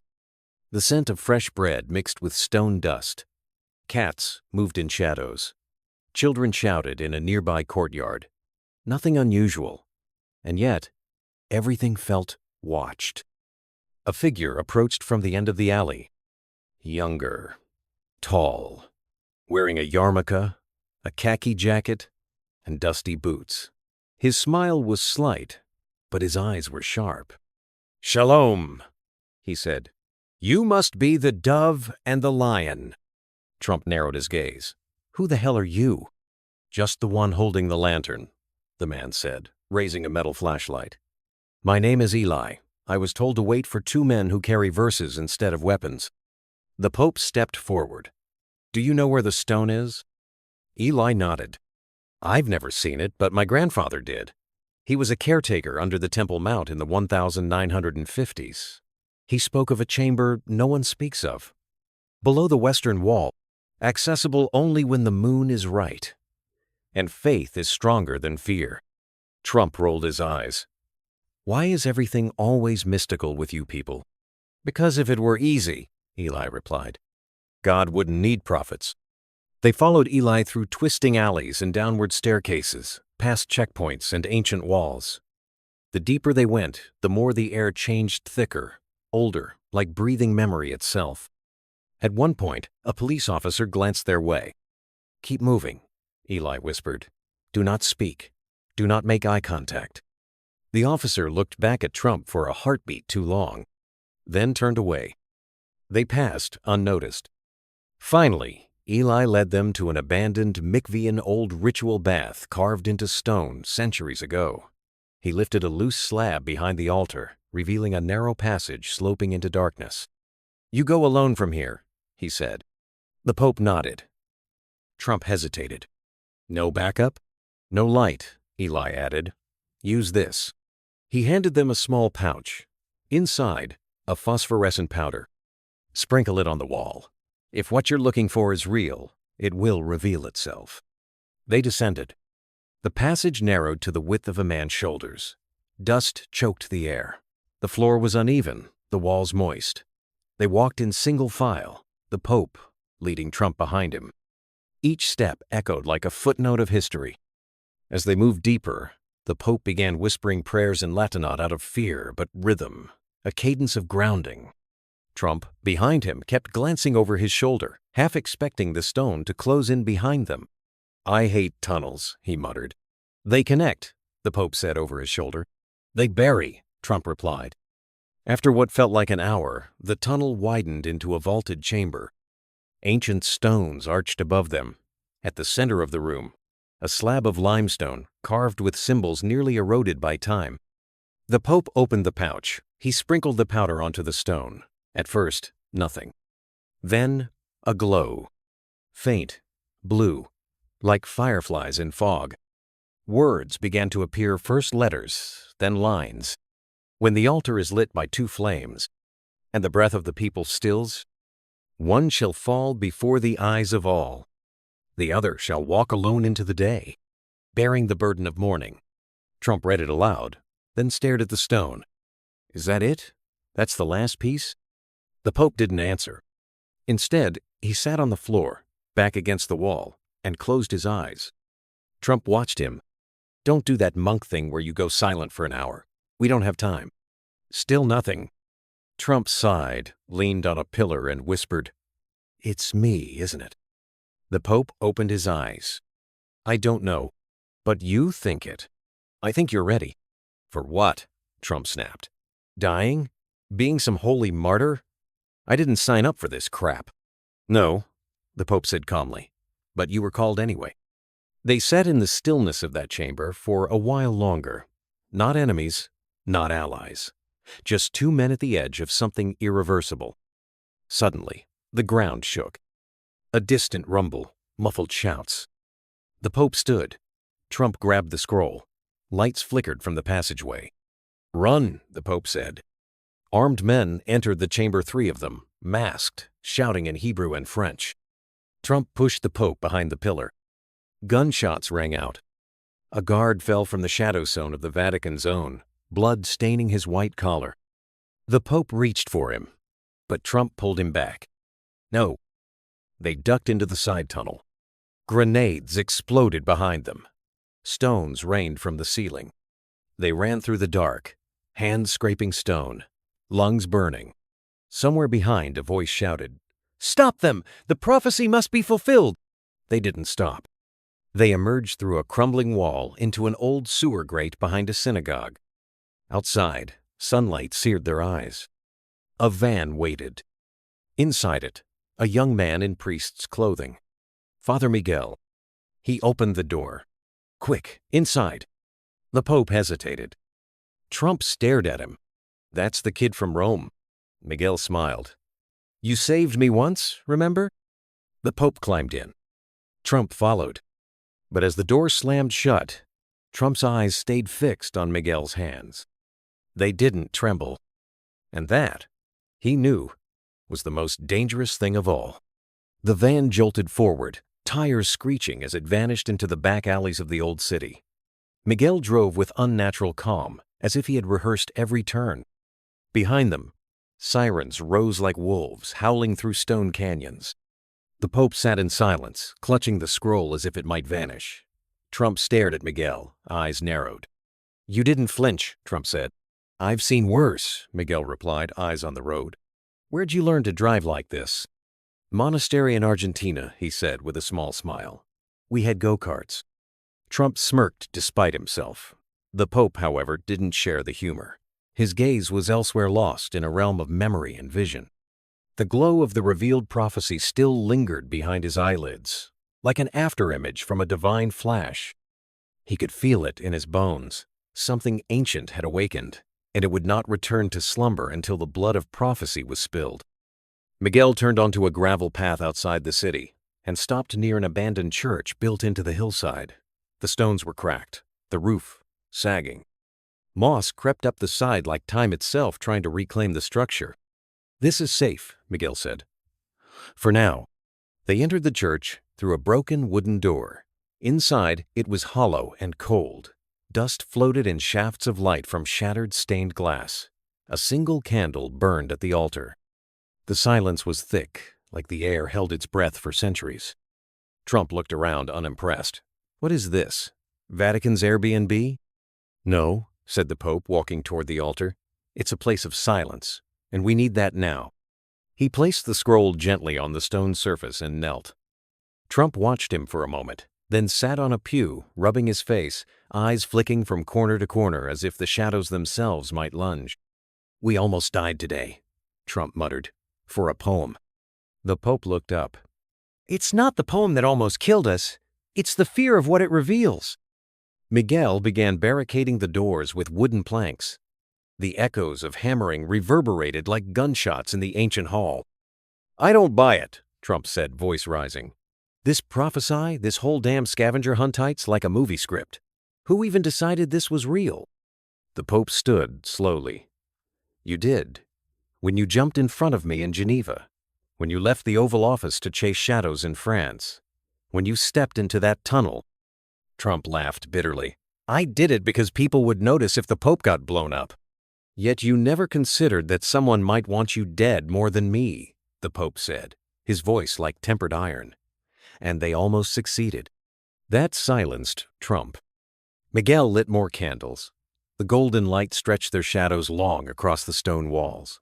It made them seem taller, heavier, like mythical figures trapped between heaven and history. "They'll come again," Miguel said. "They always do." The Pope nodded. "We leave at dawn." "To where?" Trump asked. The Pope turned, his face half in candlelight. "To the edge of the world if we must. But first we must interpret the verse." He unrolled the scroll again and pointed to the lines now etched into both paper and memory. "One shall fall before the eyes of all. The other shall walk alone into the day." "This means sacrifice," the Pope said. "But also survival." Trump stared at the lines, his mind racing. "It also means someone gets left behind." Silence settled again. Then, without warning, a sharp knock echoed at the door. 3 knocks. Then 3 more. A pattern. Miguel froze. The Pope motioned for silence. Trump reached under the pew, pulling out the pistol Miguel had hidden earlier. "Guess we're not praying this one away." Another knock. Then a voice, female, urgent, accented. "Father Miguel, it's Sarah from the compound. Let me in." Miguel lowered his weapon and hurried to the door. He opened it a crack. A woman stood outside, covered in dust, her face streaked with sweat and blood. She had the eyes of someone who'd seen too much, too fast, and not enough time to understand any of it. "They've found us," she whispered. "They followed the van from the old city. You have less than 10 minutes. She stepped inside. "There's a safe house near Mount Scopus. I have a driver waiting. But we must go now." The Pope grabbed the scroll. Trump grabbed his coat. Miguel handed Sarah a small black case. "If we don't make it, you deliver this to Abraham." She nodded. They exited through the back of the church, moving quickly through narrow paths, climbing stairs carved into rock centuries ago. The air was thick with incense from nearby monasteries, and the distant echo of chanting monks filled the night with eerie beauty. Trump's breath came faster. "I hate this part," he muttered. "The running. Always the running." "We're not running," the Pope said without looking back. "We're following the map. At this pace, I'll follow it into a heart attack." At the edge of a hill, headlights flickered. A jeep. The driver waved them in. He wore no uniform, but his eyes were military, hardened. A scar ran down his left cheek like a line on a map. The moment the last door shut, gunfire erupted behind them. Trump ducked. Sarah cursed and slammed her foot on the gas. The jeep roared down the hill, bouncing over ancient stones and forgotten graves. Behind them, figures in black sprinted across rooftops. Muffled shouts echoed. Miguel fired through the rear window. "They're trying to corner us." "Who the hell are they?" Trump shouted. "Heritage of the Shadow," Sarah said between gritted teeth. "They believe the prophecy must be forced into reality, and they're willing to kill both of you to do it." The jeep skidded onto a highway, and for a few moments, the lights of the city faded behind them. They reached the Safehausen Old Medical Outpost, long abandoned, perched above the Kidron Valley. Inside, there were maps, satellite phones, dusty books, and old scrolls mounted in glass. The walls smelled of age and parchment. Sarah locked the door behind them. "You'll be safe here until morning." The Pope unrolled the scroll again and stared at it under a flickering lantern. Trump paced, fists clenched. "We can't keep running," he said. "At some point, we have to decide." The Pope looked up. "Decide what?" "Who dies?" The words lingered like smoke. Even Sarah looked away. "No," the Pope said firmly. "We don't decide that. God does." "I don't think God wrote this prophecy," Trump said. "Neither do I," the Pope answered. "But I believe he will use it." That night, they slept in shifts. Miguel stood watch by the window, rifle across his lap. Sarah mapped escape routes. Trump dreamed of fields burning. And the Pope? He dreamed of silence so deep, so final, that not even prayer could reach it. At dawn, the Pope stood on the balcony, watching the sky turn crimson. The dome of the rock shimmered in the distance.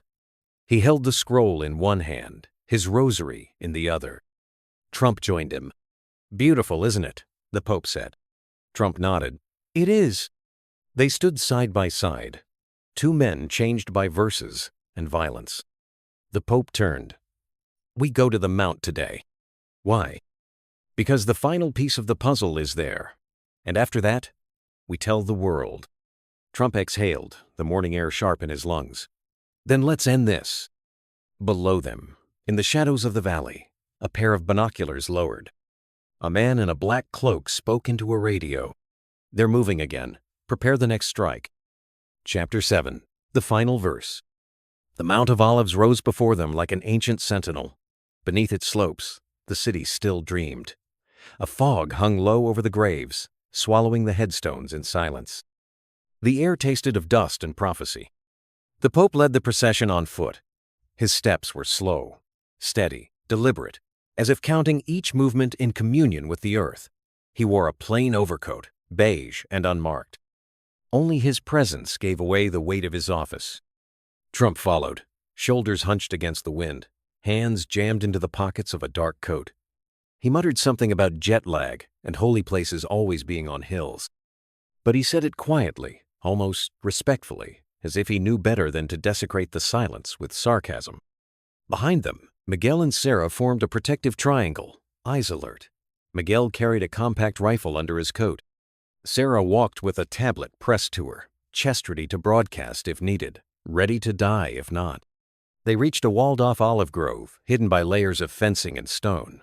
Miguel produced a rusted key from a pouch sewn into his belt. He unlocked the gate. It groaned open like the beginning of an ancient story. Inside the grove, the trees bent in strange directions, their trunks twisted by centuries. Trump paused beside one, placing a hand on the bark. "How long do you think this one's been here?" "Some say since Gethsemane," the Pope answered. Trump didn't reply. His hand lingered a second longer before he followed. They came to a small stone outcropping. Miguel knelt and brushed away leaves and dirt, revealing a carved slab. Symbols filled the stone Hebrew at the top, Greek across the center, Latin near the base. Each script formed a spiral, winding toward the middle. Trump cocked his head. "You sure this isn't a riddle from a Dan Brown book?" Miguel smiled faintly. "It's older and more dangerous." With effort, they pried the slab loose, revealing stairs that descended into the dark. No one spoke. The Pope entered first, holding a flashlight. Its beam illuminated stone walls lined with ancient mosaics, lions with wings, eclipses devouring stars, a woman holding a bleeding rose. Trump followed, muttering, "I've been in bank vaults more luxurious than this." "Then perhaps this is richer than any vault," the Pope replied not unkindly. They arrived at a chamber round and silent. The ceiling arched above like a buried dome. At the center stood a pedestal. Resting atop it, a cube the size of a shoebox, made of black stone veined with gold, pulsing faintly like it remembered a heartbeat. The Pope approached slowly. From within his robe, he removed the fragments of prophecy they had collected ink and blood and forgotten time. He placed them near the cube. A low hum filled the air. The cube shimmered. Lines of golden script crawled across its surface like living vines. Then, slowly, it cracked open, petals unfolding, revealing a scroll sealed in glass. Miguel stepped forward, breath shallow. He lifted the glass container with reverent hands and handed it to the Pope. Sarah lit a lantern. Warm orange light bathed the room in sacred hush. The Pope unrolled the scroll and read, "When the final sun rises, two shall kneel. One shall rise into the light, the other into memory. By blood the gate shall close. By love the world shall heal." The chamber absorbed the words like soil soaking in rain. Trump paced. "That's it? That's the final verse?" The Pope nodded, eyes still fixed on the parchment. "This is the culmination. Every piece leads here. Miguel whispered. It speaks of death. Sarah's voice was quiet. It speaks of legacy. Trump exhaled loudly, rubbing the bridge of his nose. Okay, let's stop pretending. One of us is supposed to die, right? That's what this means? The Pope finally looked up. It means one of us will choose to give everything. And what if neither of us wants to be a saint? Then the world will have martyrs. Sarah's tablet vibrated. She frowned. We have company. At least 3 signals converging. They're closing in. Trump spun. Of course they are. Every time we read a poem, someone tries to kill us. They don't fear the poem, said Miguel, peering toward the stairwell. They fear what it might awaken. The Pope gently rolled up the scroll and placed it back into its glass case. He turned to Sarah. Can you broadcast from here? Limited bandwidth, but yes. Audio and low-res video. Do it. Miguel's rifle clicked into readiness. We won't hold them long. We don't need long, said the Pope. We need faith. They ascended the stairs together, emerging once more into the grove. The trees whispered. The wind had gone still. They weren't alone. Shadows moved between the trunks. Men in dark clothing. Silent. Methodical. Surrounding. Trump raised both hands. I hate being right. The Pope stepped forward. Wait. A tall figure emerged from the shadows. His cloak bore no insignia, but his bearing spoke of command. You've come far, he said. His accent was slight, maybe Eastern European. His eyes held a hunger that had nothing to do with faith. The Pope nodded. Too far to turn back. The man gestured. Then kneel, both of you. Let the verse fulfill itself. Trump stared. You really think this is how prophecy works? Just follow the script like actors on a stage? It's not a script, the man said. It's a key, and we are the hand that turns it. The Pope didn't flinch. Then you've misunderstood everything. The man raised his hand. A gunshot cracked the dawn. Sarah screamed. Miguel returned fire. Chaos erupted. The Pope fell back, Sarah pulling him behind a low wall. Trump fired wildly, crouching beside a crumbling tombstone. This is getting old. Miguel's voice rang out. North flank! Cover! The world shrank to noise and smoke. Bullets chipped stone. Olive branches shattered. Birds fled into the sky. And above it all, the Pope stood again, blood trickling from a cut on his cheek, voice strong. He recited the verse aloud, words rising above the violence. When the final sun rises, 2 shall kneel. Sarah streamed the broadcast live. The connection flickered, but it held. People across the world watched. In apartments, offices, churches, the Pope's voice echoed across continents. Even the attackers paused. Even Trump stared. The prophecy lived again, not in secret scrolls or hidden tombs, but in the breath of a man defying death to speak truth. The world held its breath. In the chaos of the olive grove where dust, prophecy, and gunfire mingled, done things silenced the noise, the sound of 2 men kneeling. Every screen that streamed the shaky video caught the image.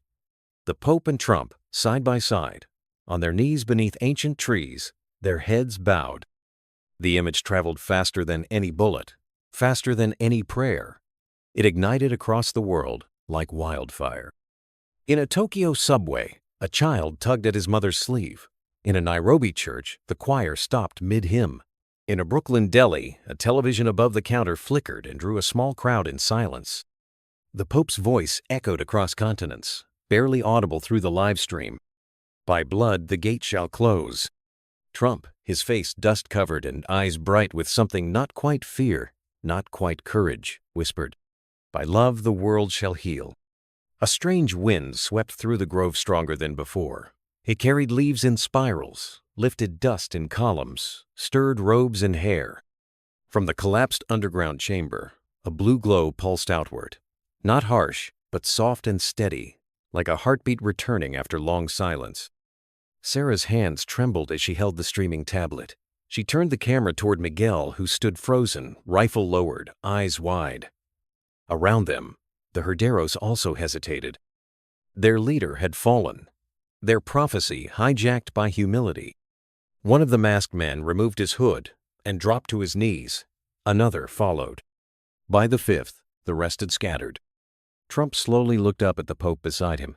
"That's it," he whispered. "We just don't fight?" The Pope exhaled. "Sometimes the bravest act is surrender." Trump chuckled softly. "Wish someone had told me that 30 years ago." Sirens approached in the distance: Israeli security forces, Vatican detail, and reporters. But the real moment was already happening. Around the world, messages filled comment sections. "I'm watching from Brazil. I'm crying. What is this? What's happening?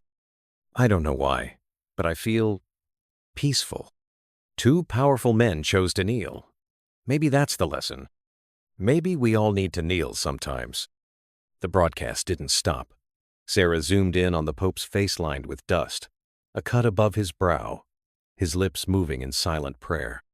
She whispered to the camera, "This is not about politics. This is not about religion.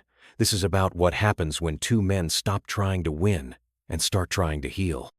Trump stood first, slowly, stiffly. He offered his hand. The Pope took it, rising to his feet with effort. They stood side by side again. Reporters pushed past police lines now forming at the grove's edge. Dozens of cameras were raised. Shouts rang out. "Mr. President, what does this mean? Your Holiness, is the prophecy fulfilled? Was this staged? Are you both resigning?" Neither man answered. Instead, the Pope raised his hand, not to bless, not to command, but simply to still the crowd. "We have read the final verse," he said, voice calm and measured, "and we have chosen to live it." Trump added, "Not because we're heroes, because we're tired of being afraid." The reporters fell quiet. Later, from the Vatican balcony, the Pope addressed a global audience. He had changed from his dusty robes into a simple white cassock, his arm now in a sling, his face solemn. "There is no crown in this," he said, "only a cross." He looked directly into the camera. "To the young man who dropped his weapon today, I saw you. To the mother who watched us from her kitchen, I thank you. To those who prayed and those who doubted you are both welcome in this future."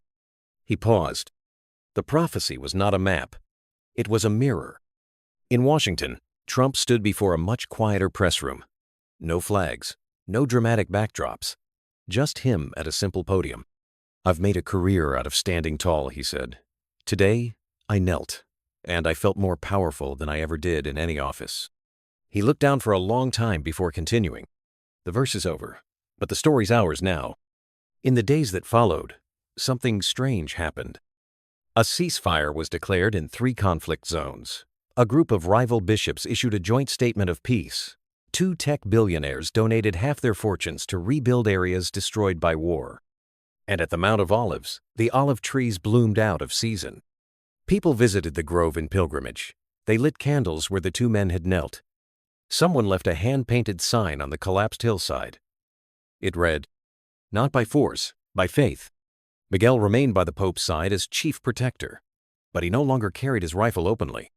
Sarah, now famous for the stream, was invited to speak at the United Nations. She declined. "I already said what needed to be said," she told reporters. They knelt. That was enough. 3 weeks later, Rome. The Pope walked alone through the Vatican gardens. A nurse pushed Trump's wheelchair beside him, though Trump insisted he could walk just fine and grumbled the whole way. At a quiet bench under a cypress tree, they stopped. "You think the Herderos are finished?" Trump asked, squinting at the sun. "No," the Pope said, "but I think their myth is—" Trump nodded. "People like stories. They just forget they get to write them." A moment passed. Trump reached into his coat and pulled out a small object wrapped in cloth. "You ever seen this?" The Pope unwrapped it slowly. A golden coin. On one side, an eagle. On the other, a cross. He smiled. "Where did you find this?" "Buried under rubble after the blast. Figured it was yours." "No," said the Pope. "It's ours." They sat in silence for a long time. Somewhere, in a sealed chamber below Jerusalem, a hidden drawer opened with a soft click. Inside, one final scroll. No markings, No language, just lines. Lines like music. A melody not yet sung. Chapter 8. The Peace Plan. The bells of St. Peter's rang with a different tone that morning, not solemn, not celebratory, but something between awakening and warning. It was a sound that hadn't echoed through the cobbled square in centuries, and those who heard it felt it not in their ears, but in their chest. The Pope stood before a sea of faithful diplomats, journalists, and skeptics. His white cassock fluttered in the gentle Roman wind. Behind him, the imposing facade of the Vatican seemed softer, almost humbled, as if the stones themselves were listening. There was no ornate papal throne, no gilded cross, just a simple wooden lectern and a message the world was not expecting. "My brothers and sisters," the Pope began, voice carried by carefully tuned speakers, yet somehow more intimate than broadcast. "We knelt, and the earth did not break. It listened. Now, it is our turn to rise not to fight, but to build."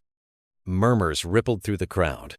"We are no longer bound by prophecy," he continued, "but we are bound by conscience." He looked past the cameras and lenses, toward the horizon. "I invite the leaders of every nation, every faith, every heart to Jerusalem. On the night of the next new moon, we will gather beneath the stars, not as rulers, not as clergy, but as humans." He paused. His voice softened. "We will call this moment the Vigil of Humanity." At first there was no applause, just stillness. And then the murmurs turned into something deeper. Awe, curiosity, a kind of hope people had forgotten how to feel. Inside the Vatican broadcast room, technicians scrambled to relay the address into 63 languages. Social media platforms exploded. On every continent, the same phrase began trending: Vigil of Humanity. And at that same moment, in Washington, D.C., Trump stood at a modest podium in the East Room of the White House. No gold-trimmed flags, no military insignia. Just a man in a dark suit, older than he admitted to feeling, with a hand that trembled slightly on the edge of the lectern. "I've stood at this podium before," he said, "to talk about elections, wars, budgets, disasters." He looked down, smiled faintly, then raised his eyes again. "Today, I stand here as a man who knelt under an olive tree and didn't die. And that changed everything." A low rustle of confusion moved through the press pool. I know what you're thinking. Has he gone soft? Has he gone religious? Is this a stunt?" He leaned forward. "It's not any of that. It's a moment. It's a window. And if we don't climb through it now, it's going to shut for another 1,000 years. We're going to Jerusalem. Me, the Pope, and anyone else who's tired of pretending that strength is louder than wisdom. We're going because kneeling once wasn't enough." And at that same moment, in Mecca, the Grand Mufti raised his voice during prayer. "Peace transcends walls. I will be there." At that same moment, in Dharamshala, the Dalai Lama smiled to the camera. "I have always believed in bridges. This will be the longest one yet." At that same moment, in Paris, the President of France stepped onto the steps of the Élysée Palace. "In an age of polarization, we will meet in the middle. Jerusalem is that middle."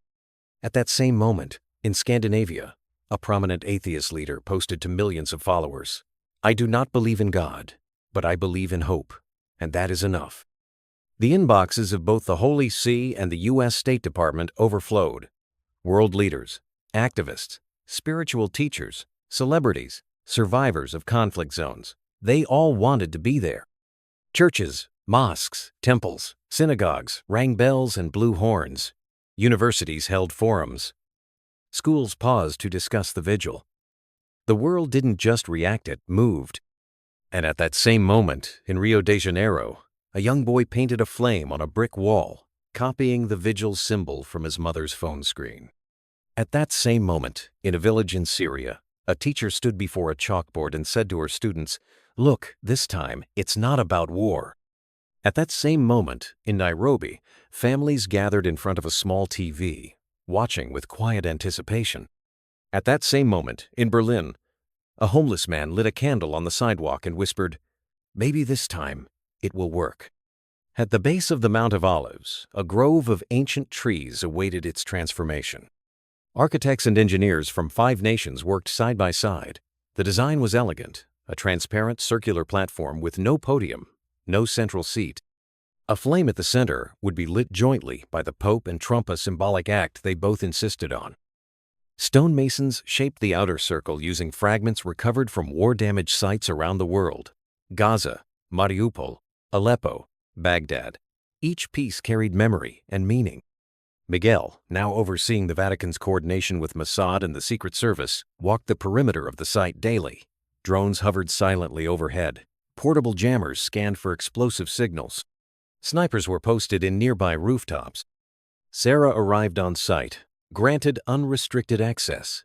Her livestream would be the official broadcast, shared with every major network. "This will be the most watched event in human history," she told Miguel. "Which means it's also the most fragile," he replied. And later that night, in a quiet corner of Castel Gandolfo, the Pope and Trump sat in a candlelit garden, their silhouettes framed by cypress trees. For a long while, neither spoke. Then Trump sighed. "You think we'll survive this?" The Pope didn't look at him. "Does it matter?"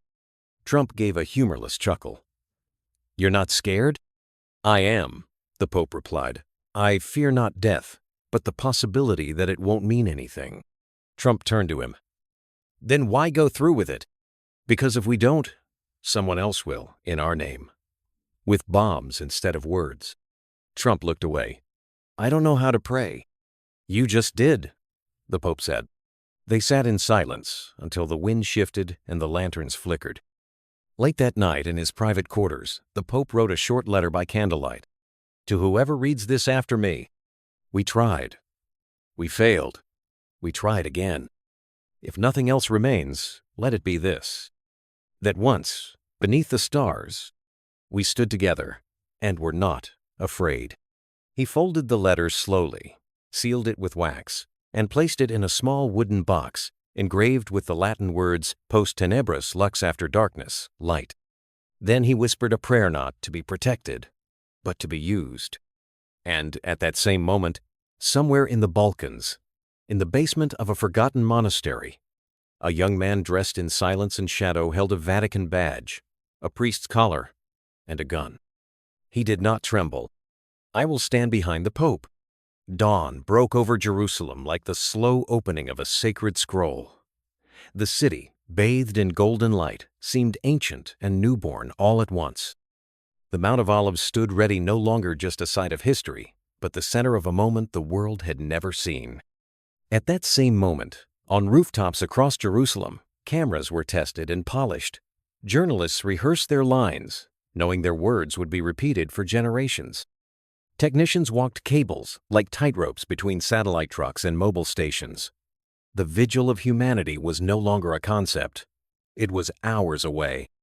And at that same moment, in the room beneath the monastery, the young man, dressed as a priest, bowed his head. Elias.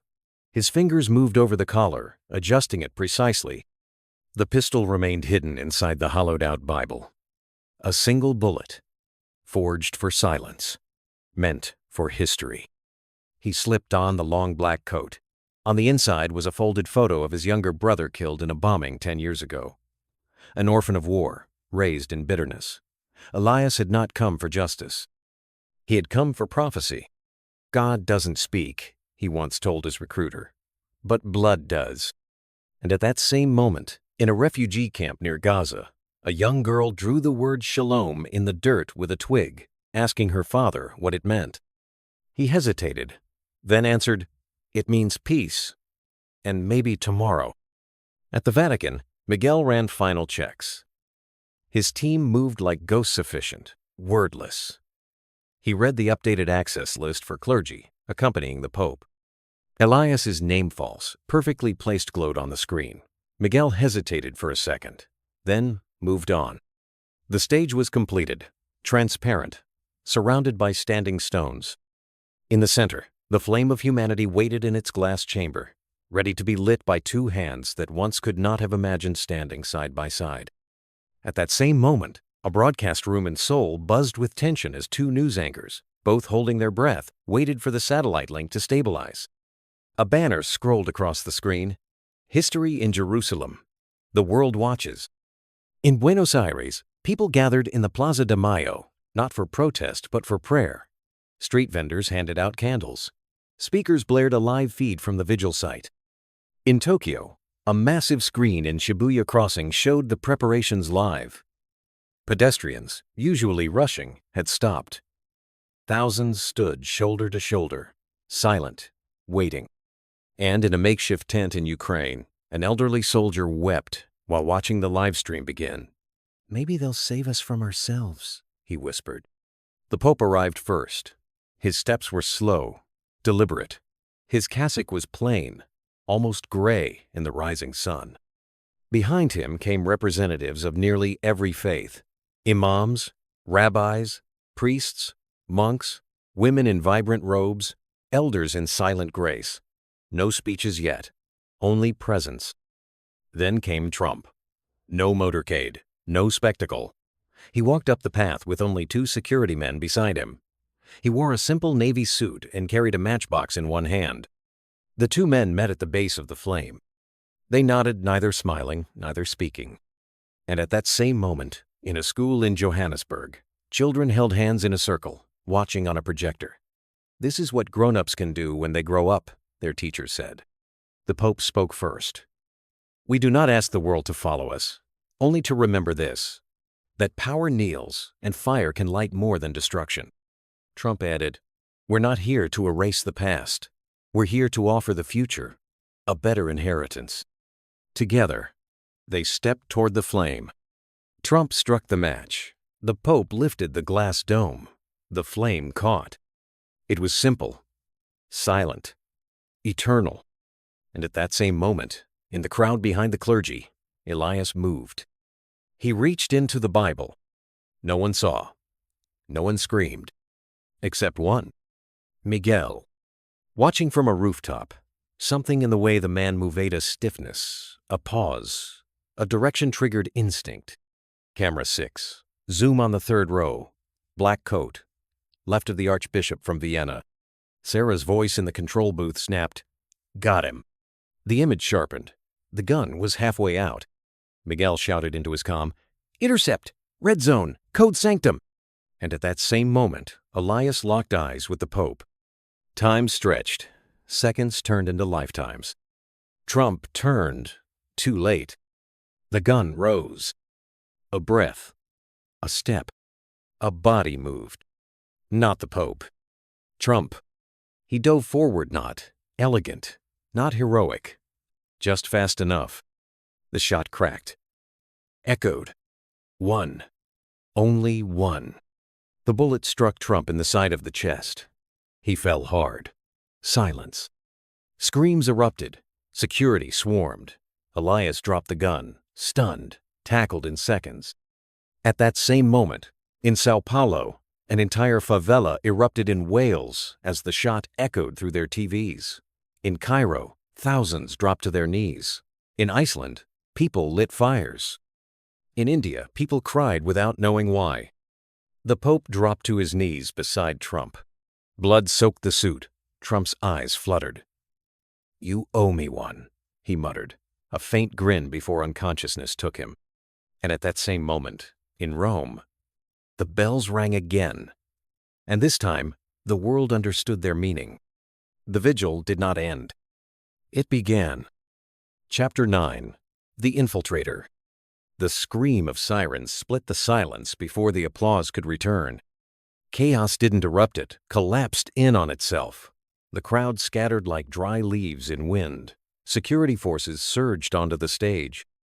Journalists shouted into microphones, their voices instantly drowned by the din of running feet and shouted commands.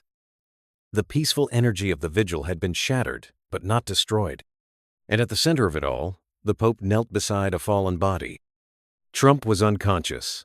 Blood spread from the side of his suit jacket in a darkening pool. His breath came in ragged, shallow pulls, and his pulse beneath the Pope's fingers fluttered like a wounded bird. "He's still alive," the Pope shouted, not to anyone specific, but to the world. The wind shifted as the crowd panicked. People trampled banners of peace in their desperation. Some screamed, others prayed. A child wailed as her mother dragged her away from the sound of gunfire. Medical teams reached the scene seconds later. Paramedics in white and blue rushed in with a stretcher, while Secret Service agents formed a human wall around them, weapons drawn, scanning every corner, every movement. A chopper prepared for medevac, its rotors slicing the air with urgent rhythm that beat like a war drum. Miguel didn't leave his post. His voice echoed in multiple earpieces. "Lock down the perimeter. No one in or out. Initiate shadow protocol now." Elias, the would-be assassin, was pinned to the ground under the knees of 3 agents. His face was bloodied, not from the scuffle, but from the collapse of purpose. He didn't resist. He didn't speak. His eyes were wide, eerily calm, like those of a man who had just completed a sacred duty. From a rooftop across the courtyard, a sniper debriefed into his radio. "Target down, secondary clear." But he moved to save him. In the crowd, several mobile phones captured the moment from every angle. The Pope's sudden leap, the shot, the fall, the blood. The footage would go viral within minutes, and would never be forgotten. Miguel descended the rooftop steps, flanked by 2 officers. They stormed the makeshift interrogation tent erected just behind the olive grove. Elias was already there, cuffed to a reinforced chair, flanked by 2 Mossad agents and 1 member of the Vatican's elite guard. Sarah arrived moments later, breathless, laptop in hand. "We're getting full facial matches," she said. "That man, he's registered as Father Lorenzo. But the real Lorenzo checked in from Rome an hour ago." "He's a ghost, then," said Miguel. "A plant." The Pope approached slowly, his cassock still stained with blood. The guards stiffened, but he motioned them to relax.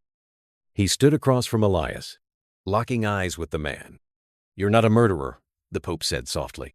"I'm a messenger," Elias replied. "Then your message failed." "That depends on what comes next." Miguel moved to intervene, but the Pope raised his hand. "Who sent you?" "You already know," Elias said. "You've known for months. You just didn't want to believe." The Pope studied him in silence. Elias continued. "The Herderos de Sombra don't fear your crosses. We don't kneel before nations. We believe in prophecy, and prophecy demands blood." "You tried to kill a man who came here for peace," the Pope answered. "I tried to fulfill what was written. There are no more writings, I burned them." "Then we'll write new ones," Elias whispered. "With fire." The Pope's silence wasn't approval. It was mourning for this man's soul, for the world outside, for what had just begun. Outside the tent, helicopters thundered overhead. The chopper carrying Trump lifted off, its underbelly disappearing into the dusk. Sarah's voice trembled as she received updates.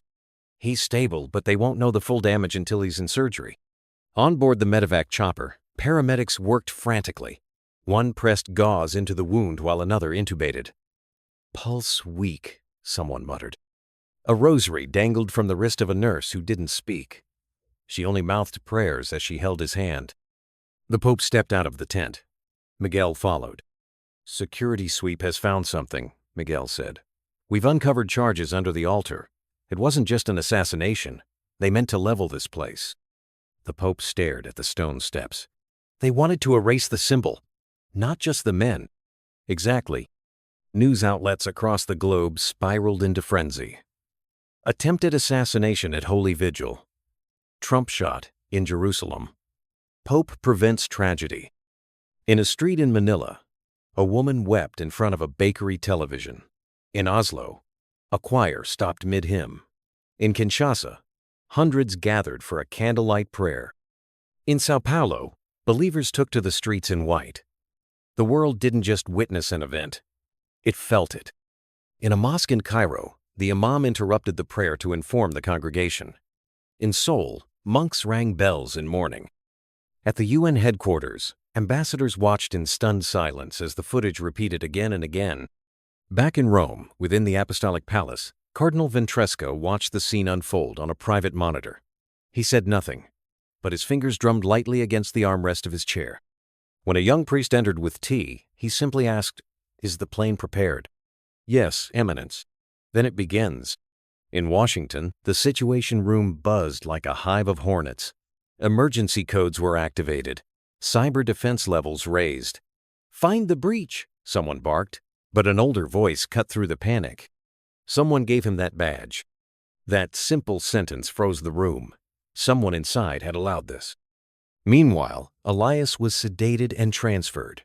An armored convoy escorted him to a reinforced black site outside Haifa. No windows, no exits not lined with biometric locks. But even in a soundproof cell, Elias whispered, the sun will rise and the eagle will fall. Again and again. The Pope retreated to a small chapel that night. Alone, he opened his journal. He wrote, slowly. They were never outside the gates. They were always among us. The wind outside the apostolic palace roared like a trapped animal. Inside the Pope's private chapel, the candles shivered despite the absence of drafts. He stood before the crucifix, eyes closed, breath measured. Yet peace eluded him. What had begun as a vigil had become a turning point for humanity. The silence was broken by Sarah's soft steps. "Your Holiness," she said gently, her voice laced with exhaustion. "Elias has been secured. The site in Haifa is operational. Triple guarded. No communication in or out." The Pope nodded but didn't speak. His hand rested on the open Bible. He wasn't reading. He was remembering. Sarah hesitated. "There's something else. The footage. It's being used as a call to action. People around the world, they're forming groups, prayer circles, marches. Some are peaceful. Others, not. Violence in the name of peace," the Pope murmured. "The oldest hypocrisy." In Washington, the President's emergency cabinet convened behind reinforced walls. The Secretary of State slammed her fist against the table. "There's no way that man acted alone. This was coordinated, funded. We need to find the leak on our side and burn it out." General Carlton leaned in. "We traced the access card used by the shooter. It belonged to Agent Morales. Morales died 2 years ago in Bolivia." "Then someone forged credentials?"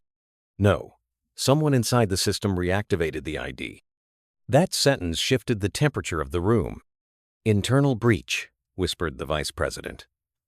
"Possibly deeper than we thought." Meanwhile, in a discreet convent outside Jerusalem, the Pope met with Father Emmanuel, a rabbi named Gabriel, and Imam Omar al-Mansour. It was a meeting that hadn't happened in over a century. 3 religious leaders behind closed doors, faces lined with fear and faith. "Your Holiness," said Gabriel. The stone under the wall of lamentations held more than just the verse. It was part of a map. The Pope leaned forward. "A map?" Emmanuel unfolded a parchment, old as time, brittle and yellowed. "These symbols," he pointed, "are from a known Gnostic cult. Not Jewish, not Muslim, not Christian, older. They believe the blood of sacrifice opens gates of revelation." "Is that what Elias was invoking?" asked Omar. Sarah, who had joined the meeting silently, spoke up. "It fits. The Herderos de Sombra don't align with any modern religion. They mimic. They infiltrate, but their beliefs are apocalyptic." The Pope exhaled sharply. "Then they won't stop here." "No," said Emmanuel. "This was the beginning. A spark. They want fire." As they spoke, protesters in Chicago lit candles on street corners. In Berlin, a silent vigil turned into a march. In Cape Town, 2 churches opened their doors to mosques in solidarity. But in Marseille, a church burned. Every act of unity was mirrored by a ripple of hatred. The world teetered. Back in Haifa, Elias was strapped to a chair inside a glass cube. A clinical room. No shadows. No windows. Miguel stood behind the 2-way mirror, watching, listening. A soft click. A microphone activated. "You've been silent for hours," Miguel said, "but we both know you're not finished." Elias looked up, his face bruised but calm. "I did what had to be done. You failed." Elias smiled. "Did I?" He jumped in front of the bullet. He fulfilled the verse. Miguel leaned closer. "You knew he would." Elias said nothing. Miguel slammed the table. "You manipulated the prophecy to ensure it happened, but you miscalculated. He survived. Only his body. His voice is gone. The man the world feared is now silent. And the Pope," Elias grinned wider, "he's never been more exposed." Miguel's blood ran cold. You weren't just targeting Trump. No, Elias replied. We're dismantling the symbols, one by one. In the corridors of the Vatican, Cardinal Ventresca received a coded message. He read it, then walked alone to the archive vaults. Behind a false wall, he revealed a chamber lined with books wrapped in chains. He selected one. Inside, handwritten in Latin, was a verse never revealed to the public. The voice of silence shall shatter the throne of gold. The shepherd shall weep not for the lamb, but for the wolf investments. He closed the book. His face remained blank. The Pope, in Rome again, sat with Sarah in his office. We need to prepare for the next strike, she said. He looked at her, eyes tired. How do you prepare for a storm you cannot see? By listening to the wind. She placed a file on the table. We have names. Not many, but enough. And we've traced funding. Switzerland. A network of false charities. Your charity fund was infiltrated. The Pope closed his eyes. They've been inside our house. Yes. He stood slowly, walked to the window, and stared out over the city. Then we clean house. That night, as Jerusalem slept uneasily under a veil of uncertainty, broadcasts continued to loop the now iconic footage. Commentators speculated about motives. Psychologists tried to interpret Elias's smile. Political analysts debated if the Pope's survival was divine providence or sheer coincidence. In Seoul, Buddhist monks lit lanterns and floated them down the river in silence. In Buenos Aires, a mural of the Pope shielding Trump was painted overnight across an abandoned building. In Nairobi, a gospel choir sang in the streets, joined by Muslim clerics and Christian priests alike. And in a secret basement beneath the ruins of a burned-out chapel in southern Spain, a group of hooded figures gathered around a stone altar. A woman stepped forward. Her voice was strong, resolute. The prophecy continues. Elias was merely the first servant. Now we awaken the second. She placed a crimson mask on the altar. The others knelt. Above them, carved into the wall, was a phrase in Old Latin. Ex sanguine oratur veritas. From blood, truth shall rise. The world had not yet seen the worst. Chapter 10. The Sacrifice. The sun rose slowly over Jerusalem, casting long golden rays over a city frozen in suspense. It wasn't just dawn, it was prophecy breaking the horizon. From the rooftops of the Armenian quarter to the alleys of the Muslim quarter, from the walls of the old city to the high-tech glass towers of the new every eye camera, and prayer pointed toward the Mount of Olives. There, atop ancient soil soaked in millennia of blood and faith, a temporary structure had been built not as a monument to power or doctrine, but as a fragile altar to possibility. The stage was deliberately simple, a wide, circular platform of pale limestone, bordered by olive branches and white linen banners fluttering in the wind. There were no national flags, no religious symbols, just a single phrase etched in Hebrew, Arabic, and Latin across the arch above the central podium. May unity be our final prophecy. The security was unlike anything ever deployed in the Middle East. Joint patrols of Israeli police, Vatican guards, UN peacekeepers, and even a detachment from the Swiss Guard moved in silent choreography. Snipers were stationed at the 4 compass points, each with overlapping fields of vision. Satellites watched from above. Drones hummed softly over the crowds. And still, the greatest threat was believed to be something no radar could detect: fear. Inside a private holding tent near the rear entrance of the stage, the Pope stood alone, eyes closed, fingers slowly sliding over the beads of his rosary. He whispered no prayer. There was no need. He had run out of words the night before. Sarah entered, her expression tense. They've done another sweep. Still no sign of the Syrian delegate or his press contact. The Pope opened his eyes. Tell them to keep the choir short. We proceed as planned. He turned to face the entrance. His face was not tired. It was resolute. He knew what was coming. He had accepted it. Outside, the roar of the gathered crowd was growing. Pilgrims had arrived from every continent. Massive screens displayed the unfolding scene to those too far to see the stage. News anchors from every global network were narrating the moment in real time. their voices tinged with awe, skepticism, or something closer to fear. Then came the procession. The Pope emerged first, dressed in pure white. His stole a simple band of cloth embroidered only with an olive branch. His steps were slow, deliberate. He stopped at the edge of the platform, turned to face the crowd, and bowed his head. A minute later, the black SUV pulled up. The door opened. Donald Trump stepped out. There was a gasp. He looked different. The suit was crisp, the tie solid burgundy. But his gait had changed. He walked as if each step cost him something. His face bore not arrogance, but weight. A heavy awareness of what today might mean. He joined the Pope at center stage. The wind tousled their garments. For a long second, they stood in silence. Two men, two worlds, joined by fate. Cameras zoomed in. From Nairobi to Buenos Aires, from Manila to Toronto, the world watched as history held its breath. The Pope spoke first. We are not here to negotiate, nor to reconcile ancient texts. We are here because the world needs to see that even those most opposed can kneel together for peace. Applause, soft and scattered at first, then growing. Trump stepped forward, removing his sunglasses. People said I shouldn't come here, that this was a setup, that it was political suicide. But maybe that's what it takes these days, someone willing to risk everything not for their legacy, but for a shot at something bigger than themselves. The Pope turned slightly toward him. You've changed. I got shot at, Trump replied, half grinning. Tends to do that. Soft laughter rippled across the plaza. Then the Pope raised his hand and silence returned. Let us pray. The choir began an interfaith ensemble of Jewish cantors, Muslim muezzins, Christian monks, and Buddhist chanters.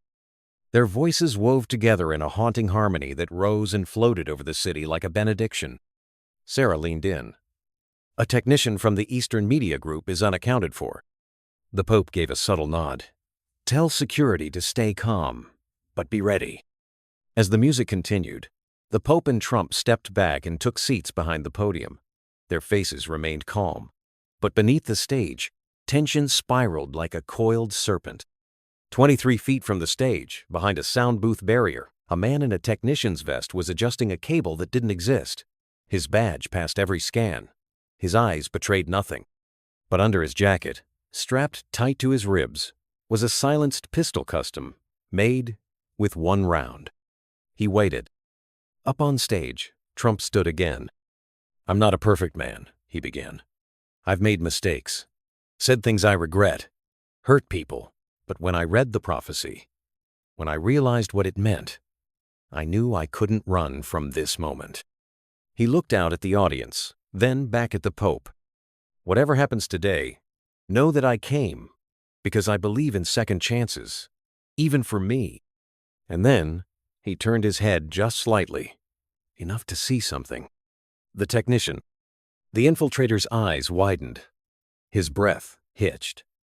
He reached for the weapon. Trump moved. Like a linebacker breaking the line, he launched himself off the stage, toward the gunman. A soft pop cracked the air. Trump's body twisted midair. Blood erupted from his chest. The choir froze. Sarah screamed. Security swarmed too late.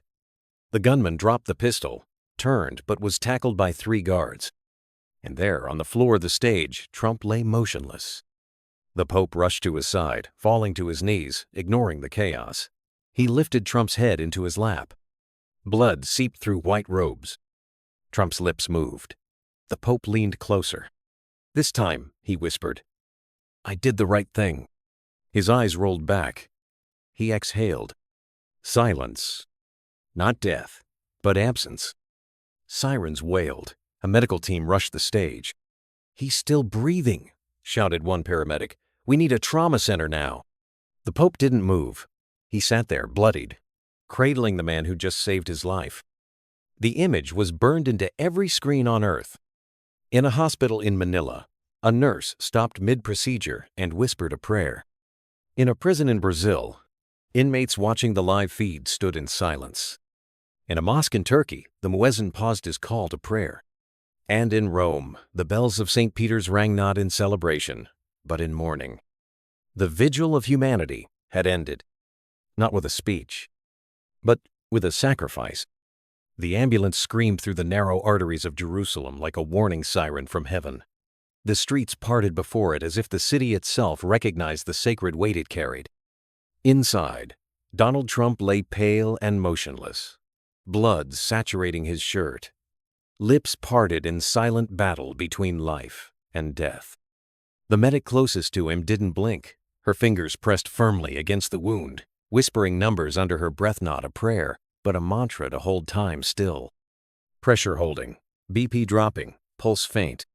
Beside her, another paramedic swapped blood bags, sweat dripping into his collar. ETA 3 minutes. Behind them, in a second armored vehicle, the Pope rode in silence. His white cassock was stained dark red. He hadn't spoken since leaving the stage.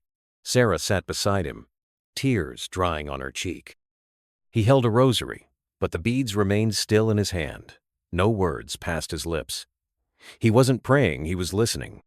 When the convoy pulled into the emergency entrance of the Shar Zadek Medical Center, the crowd outside gasped. The media had been pushed back. The inner courtyard was ringed with elite security forces. The Vatican's private medical team, a hand-picked group of international trauma surgeons, stood in full scrubs, already briefed, already prepared. The doors flew open. Trump was wheeled inside, oxygen mask over his face, a monitor strapped to his chest flashing unstable vitals. Doctors barked orders. Gloves snapped. Machines beeped into rhythm like a war drum. The Pope tried to follow, but Sarah stopped him. "Holiness, please let them work. There's nothing you can do inside." The Pope's lips trembled. "I must be close," he whispered. She nodded, guiding him instead into the chapel beside the surgical winga, small cold room with stone walls and wooden pews. A candle flickered at the altar. He didn't sit. He knelt directly on the hard floor, hands trembling over his thighs. He whispered, not to God, but to the silence. "He took my place." And for the first time in decades, the Vicar of Christ wept. The world had no time to process. The footage of the attack was already viral, captured not only by news cameras but by thousands of phones. The image was repeated like a sacred icon. The Pope holding Trump, blood painting his robes, Jerusalem's skyline blazing behind them. Headlines flooded the globe. The sacrifice scene around the world? Prophecy unfolds on holy ground. Trump takes bullet for the Pope. In Sao Paulo, the entire traffic on Avenida 9 de Julho came to a halt. People left their cars, huddled around a shop window showing the footage. In Istanbul, an imam and a Catholic priest held a joint prayer vigil at Hagia Sophia. In Johannesburg, school children formed a human peace symbol on their soccer field. In Seoul, Buddhist monks offered chants at dawn while lighting candles beneath photographs of both men. And yet, not all reactions were unified. In shadowed chat rooms, members of the Herderos de Sombra celebrated. "The chain has begun," one message read. "Let the silence spread." Back in Jerusalem, hours passed. Trump had been in surgery for 4 of them. A team of 5 surgeons worked without pause. The bullet had torn through the chest cavity and grazed his heart. Worse, it had severed his left vocal cord and fractured 2 ribs. Outside the operating room, the Pope sat still. At some point, a young nurse placed a cup of tea next to him. He didn't touch it. His mind was with the man inside, with the prophecy, with the weight of having been chosen to survive. At last, the lead surgeon emerged. "He's alive." The hallway erupted with relieved gasps. But the word hung in the air like the edge of a blade. "He won't be able to speak. The trauma was too severe. His vocal cords are irreparably damaged." Sarah looked down. The Pope only nodded. That will be his second sacrifice. 3 days passed. The world watched the hospital like it watched Bethlehem on Christmas Eve. Crowds gathered outside with signs that read, "Thank you. Unity has a name," and prophecy fulfilled. They didn't chant. They didn't shout. They prayed, in every language. Inside, Trump remained unconscious. But on the 4th day, he opened his eyes. The nurse called Sarah. Sarah called the Pope. The room was quiet when the Pope arrived. Trump was awake, though drowsy. He couldn't speak, but his eyes searched until they found him. The Pope sat beside him. "I don't know what to say," he whispered, "but maybe you've said everything already." Trump raised one hand low. Shaking hand placed it over his heart. The Pope did the same. For a long while, neither moved. Outside the window, the sun broke through a storm cloud. In the weeks that followed, the Vatican entered crisis mode. Some cardinals demanded a formal statement distancing the Church from the events. Others wanted an emergency conclave. Others begged the Pope to resign for his safety. He refused. Instead, he disappeared from the Vatican for 12 days. His advisors later confirmed he had traveled on foot, by car, by train to places most popes had never set foot in. He visited a burned-down synagogue in Ukraine, a hospital in Gaza, a flooded village in Bangladesh, a slum in Caracas. He wore no papal vestments, no bodyguards, only a white shirt, slacks, and silence. The world followed his journey, unsure what to make of it. But the message was clear. He was walking in the silence that Trump now lived. 1 month later, a new event shook the globe. A massive screen was erected at the UN headquarters in Geneva. Leaders from nearly every nation attended. Journalists, skeptics, diplomats, no one knew what would happen. And then, the screen lit up. Trump appeared. He sat in a wheelchair in a garden, thinner, a blanket over his legs, but calm. He didn't speak. He simply looked into the camera, raised his hand in a silent salute, and pressed it to his chest. And then, with effort, he reached into his lap, lifted a single olive branch, and held it high. The screen faded to black. The crowd stood in silence. Tears flowed freely. The Pope, watching from Rome, whispered, "He has become the voice." Back in Jerusalem, the Mount of Olives became a memorial garden. Children planted saplings. A marble plaque was installed beside the stage. He didn't have to stay. He chose not to leave.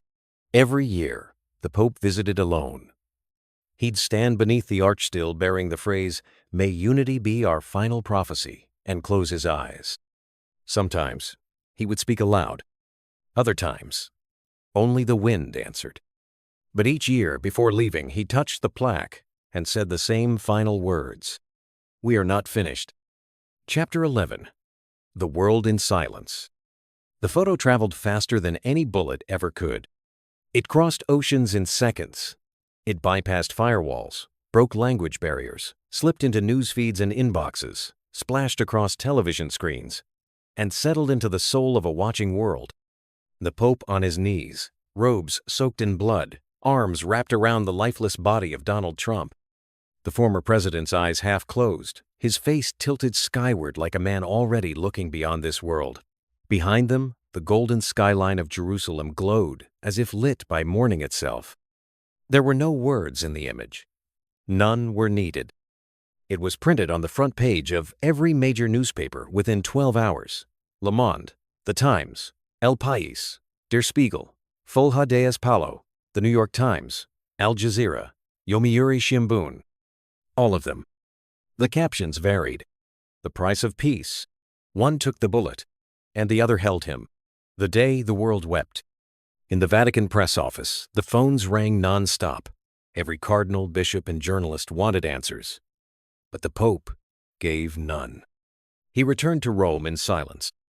No speech, no appearance at the window, no cryptic messages, just silence.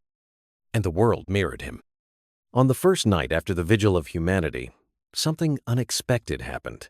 Across major cities, religious leaders from all faiths issued the same instruction, though no coordination had occurred between them. No sermons tonight, just silence. In mosques, imams led silent prayer beneath flickering candlelight. In churches, priests lit a single candle and stepped back, offering no homily. In synagogues, rabbis opened the Torah, kissed its velvet cover, then closed it again. In temples, bells rang once and then stopped. In homes around the world, televisions were turned off. People sat in living rooms, not to talk, but to feel, to absorb, to grieve, to let the magnitude of what had happened settle deep in their bones. Some cried for Trump, others for the Pope, some for the weight of the moment itself. Many cried for reasons they couldn't even name. The silence wasn't empty. It was full. It was the world holding its breath, unsure if it had just witnessed the start of peace or the start of something more terrifying. Inside a sealed-off private wing of Shar Zedek Medical Center, guarded by elite units and drones in the sky, Trump lay in a sterile hospital room with no windows. Machines breathed for him. Monitors blinked and beeped. An oxygen mask covered half his face. His chest rose and fell slowly, like the tide uncertain, but persistent. He was in a coma. The medical term was non-responsive, but stable. His brain activity was faint but detectable. His heart was fighting. His body, hardened by decades of stress and ambition, was resisting. The Pope requested no updates. Instead, he sent only one message through Sarah. "Tell him I am praying, not for his healing, but for his peace." The next morning, at dawn, he celebrated a private mass inside the chapel of Santa Marta. No cameras, no press, just the echo of Scripture, incense in the air, and a heart too full for words. His homily was brief, one sentence only. He gave what he could not say, and in doing so, said everything. 3 days passed. Then the Pope appeared on the balcony of St. Peter's Basilica. The crowd stretched for kilometers. Pilgrims, tourists, nuns and monks, skeptics and believers, soldiers, schoolchildren, Muslims, Jews, atheists. Cameras buzzed above like locusts made of glass and metal. The bells rang once, then stopped. He stood in white, the bloodstains now washed from his robe. Yet everyone still saw theme etched into their minds, like shadows that refused to leave. "My brothers and sisters," he began, his voice steady but quiet. "I was saved." The crowd did not cheer. They didn't need to. Not by power, not by miracles, not by prophecy, but by a man who chose, in a single moment, to value another life above his own. He paused. Donald Trump did not act as a president that day. He did not act as a man of wealth, or politics, or history. He acted as a human being. He looked down not at notes, not at a script, but at the sea of faces below. And in that moment, I saw God in him. Gasps rippled through the air. The Pope raised a hand gently. "I know that some of you will disagree. Some may even be offended. That is your right.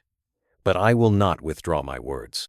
He looked up, to the morning sky where a thin veil of cloud hung like a curtain between earth and heaven. He may never speak again, but he spoke enough for a lifetime in a single act. Then he whispered, though the microphone caught every syllable, "Let us all be silent, and let that silence speak for him." He stepped back. No music played. No bells rang. No anthem followed. Only quiet. And for 5 full minutes, the crowd obeyed. Some closed their eyes. Some bowed their heads. Others looked skyward. No one moved. Not even the birds above the square dared to interrupt. That night, in a stunning act of global consensus, the United Nations General Assembly passed an emergency resolution, co-sponsored by all 193 member states. A global minute of silence. It would take place the following day at exactly 12:00 p.m. in each time zone. Factories would stop. Schools would pause. Trading floors would freeze. Airports would halt departures. Televisions and radios would go black for 60 seconds. And so they did. In Times Square, the neon signs dimmed. The jumbotrons displayed only one word: silence. In London, Big Ben struck noon and was followed not by chimes but by stillness. In Beijing, traffic halted at the echo of a ceremonial gong. In Paris, the Eiffel Tower's lights went out. In Lagos, choirs took to the streets and knelt. In Mumbai, train stations paused, commuters clasping hands with strangers. In Tel Aviv and Toronto, cities so often used to tension silence reigned simultaneously. And in Washington, D.C., the American flag was lowered to half-mast, not by legislation but by choice. The world didn't just observe the silence. It breathed it. It felt it. At Cher Zedek, Sarah refused to leave Trump's side. Reporters camped outside offered bribes for a photo, for a glimpse, for a quote. She refused them all. His silence, she told a nurse quietly, is stronger than anything I could say. Each day she played audio messages into his ear-curated recordings sent from around the world. Some were simple thanks. Some were prayers. One was a child in Mozambique singing a lullaby. One was a Jewish grandfather in Argentina reciting the Shema. One was a Buddhist monk offering a blessing in ancient Pali. She played them all.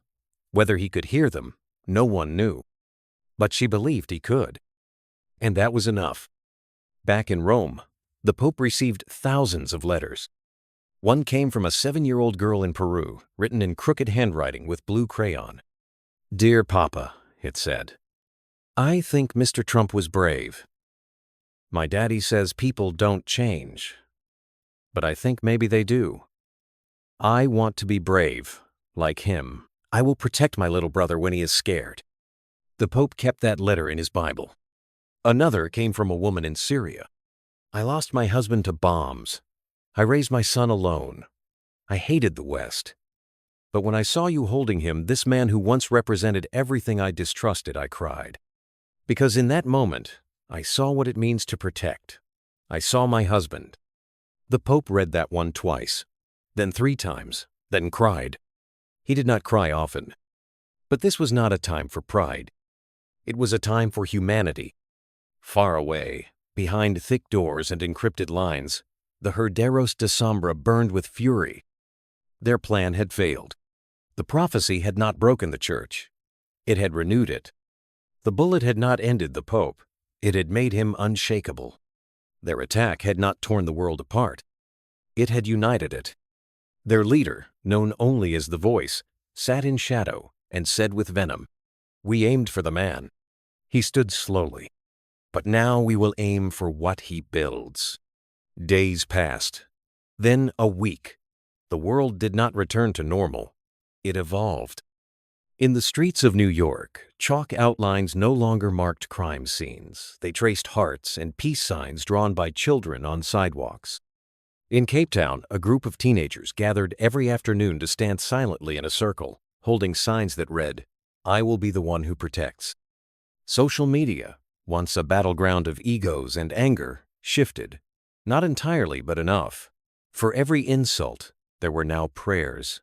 For every cynical meme, a quote from the Pope's speech. The photo Trump bleeding in the Pope's arms became not just viral, but sacred. It adorned murals in Manila, billboards in Warsaw, candles in shrines in the Philippines. Someone carved it into sand on the beaches of Goa. A choir in Norway turned it into a song. The silence had not faded. It had transformed. Inside Trump's hospital room, machines still beeped in rhythm. But there were changes. His fingers twitched. Once, then again. Doctors called it reflex. Sarah called it hope. On the 11th night, he opened his eyes. Just for a moment. Sarah stood frozen, mouth open, tears flowing as she whispered, "You're here. You're really here." He didn't speak. He couldn't. The damage was too severe. But the look in his eyes, the awareness, the calm, was unmistakable. The nurse pressed a button. Doctors flooded the room. Monitors lit up. The former president was awake. Later that night, they brought in a whiteboard and a marker. With trembling hands, he wrote, "Did I save him?" Sarah pressed her forehead to his and whispered, "Yes, you did." He closed his eyes and slept again. Not in a coma. In peace. Meanwhile, the Pope began his pilgrimage. It was not a tour. It was not a campaign. It was something else. He chose the places the world forgot. Refugee camps in Lebanon, burned churches in Nigeria, flooded villages in Bangladesh, inner-city schools in Detroit. He traveled with little notice, dressed plainly, often without an entourage. He carried no speech, only presence. In each place, he repeated one phrase: "Forgiveness is the architecture of peace." Children began calling him the man who listens. Survivors clung to him as if his robe could anchor them to something still sacred. He did not promise miracles, only that he would not look away. And the world watched this quiet journey, city by city, heart by heart. In Tokyo, a university erected a sculpture titled "Silence That Speaks." It depicted two figures sewn standing with a hand raised, the other kneeling with open arms. No names, no faces. Just the posture of sacrifice and compassion. In Rio de Janeiro, a mural of the Pope and Trump was painted over a former drug den. Around it bloomed a garden. In Moscow, for the first time in decades, Orthodox and Catholic leaders knelt together in a televised service, reciting a prayer written by a Syrian child. In Israel and Palestine, a tentative peace talk resumed not because politicians demanded it, but because people insisted. Back in the Vatican, security had doubled. Whispers of another attack circulated like unseen smoke. The Pope dismissed half of them.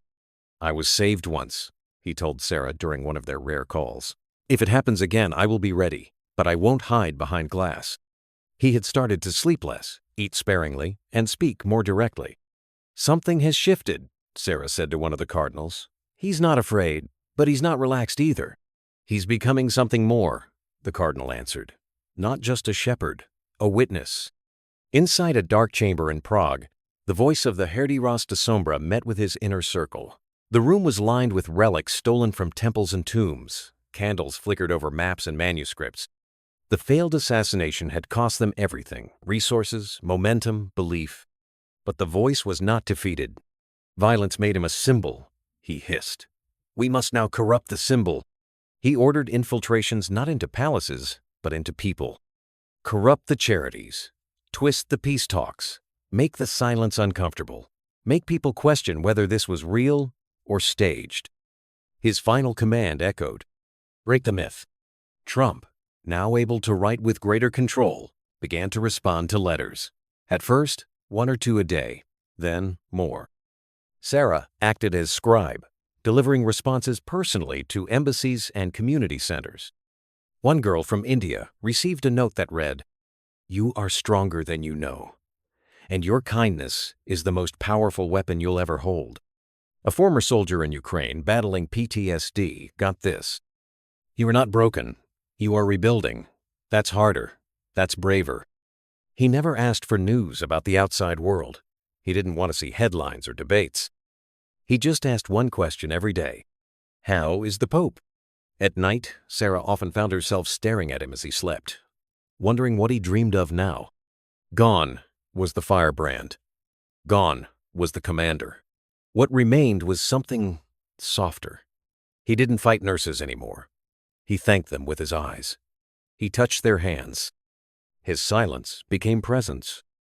Reporters began calling him the Quiet Lion. No one knew if he would ever speak again. And strangely, no one needed him to. Then came the vigil's anniversary. Exactly 1 month since the day the world stopped.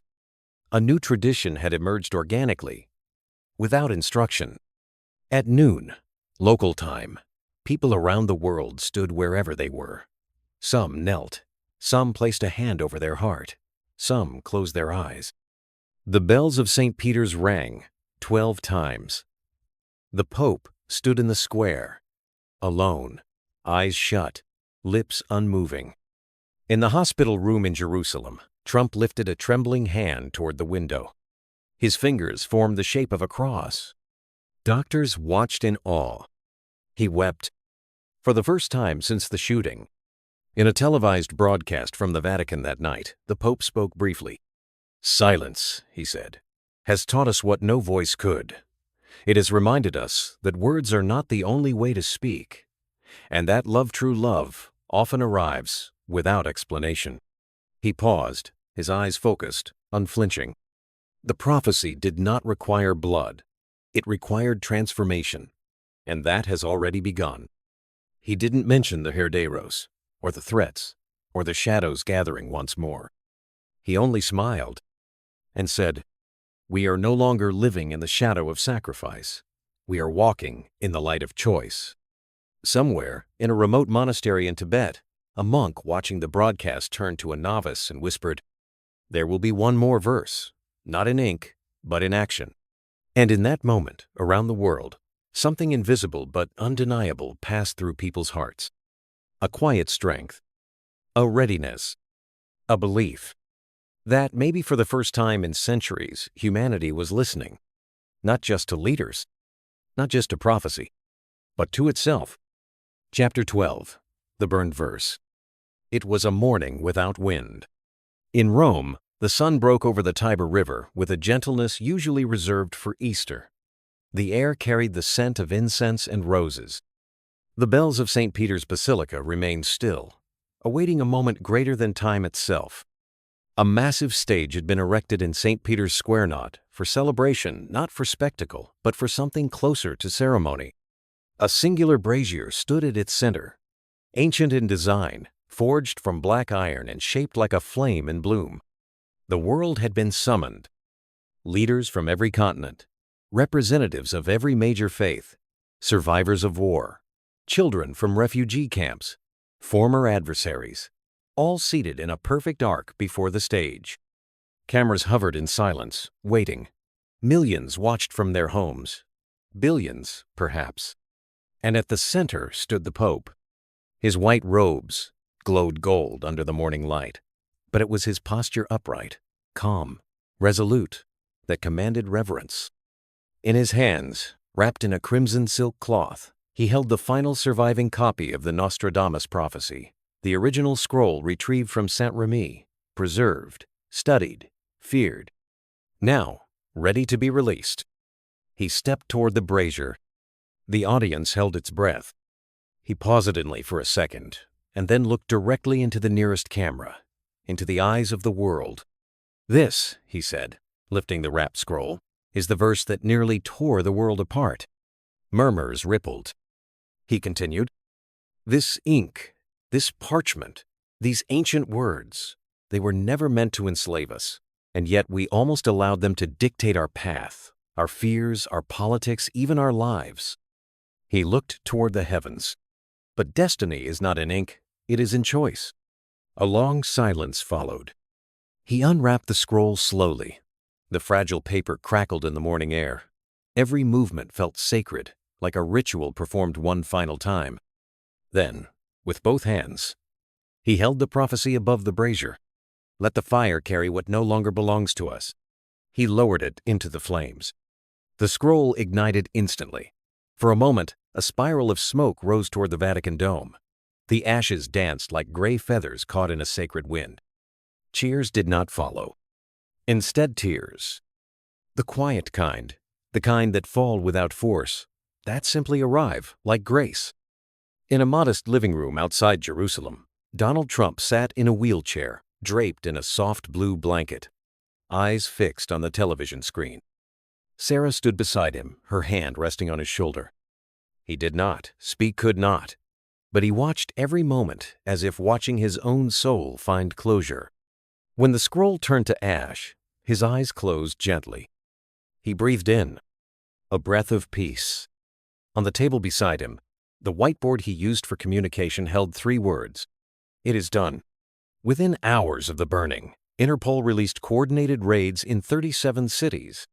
From abandoned monasteries in the Alps to underground chambers in Istanbul, the Herderos de Sombra were finally exposed. Dozens arrested, servers seized, secret communications traced. A warehouse in Chile contained robes, forged documents, weapons, and encrypted plans for further attacks. The leader known as the Voice was found in a villa in Corsica, hiding behind a false identity. He offered no resistance, only a smirk. As he was led away in handcuffs, a reporter shouted, "Why did you do it?" He answered with a whisper, "Because silence terrifies those who profit from chaos." He was gone, and with him, the last shadow of the prophecy. Back in Rome, the Pope did not return to his chambers. Instead, he walked among the crowd. No guards, no glass.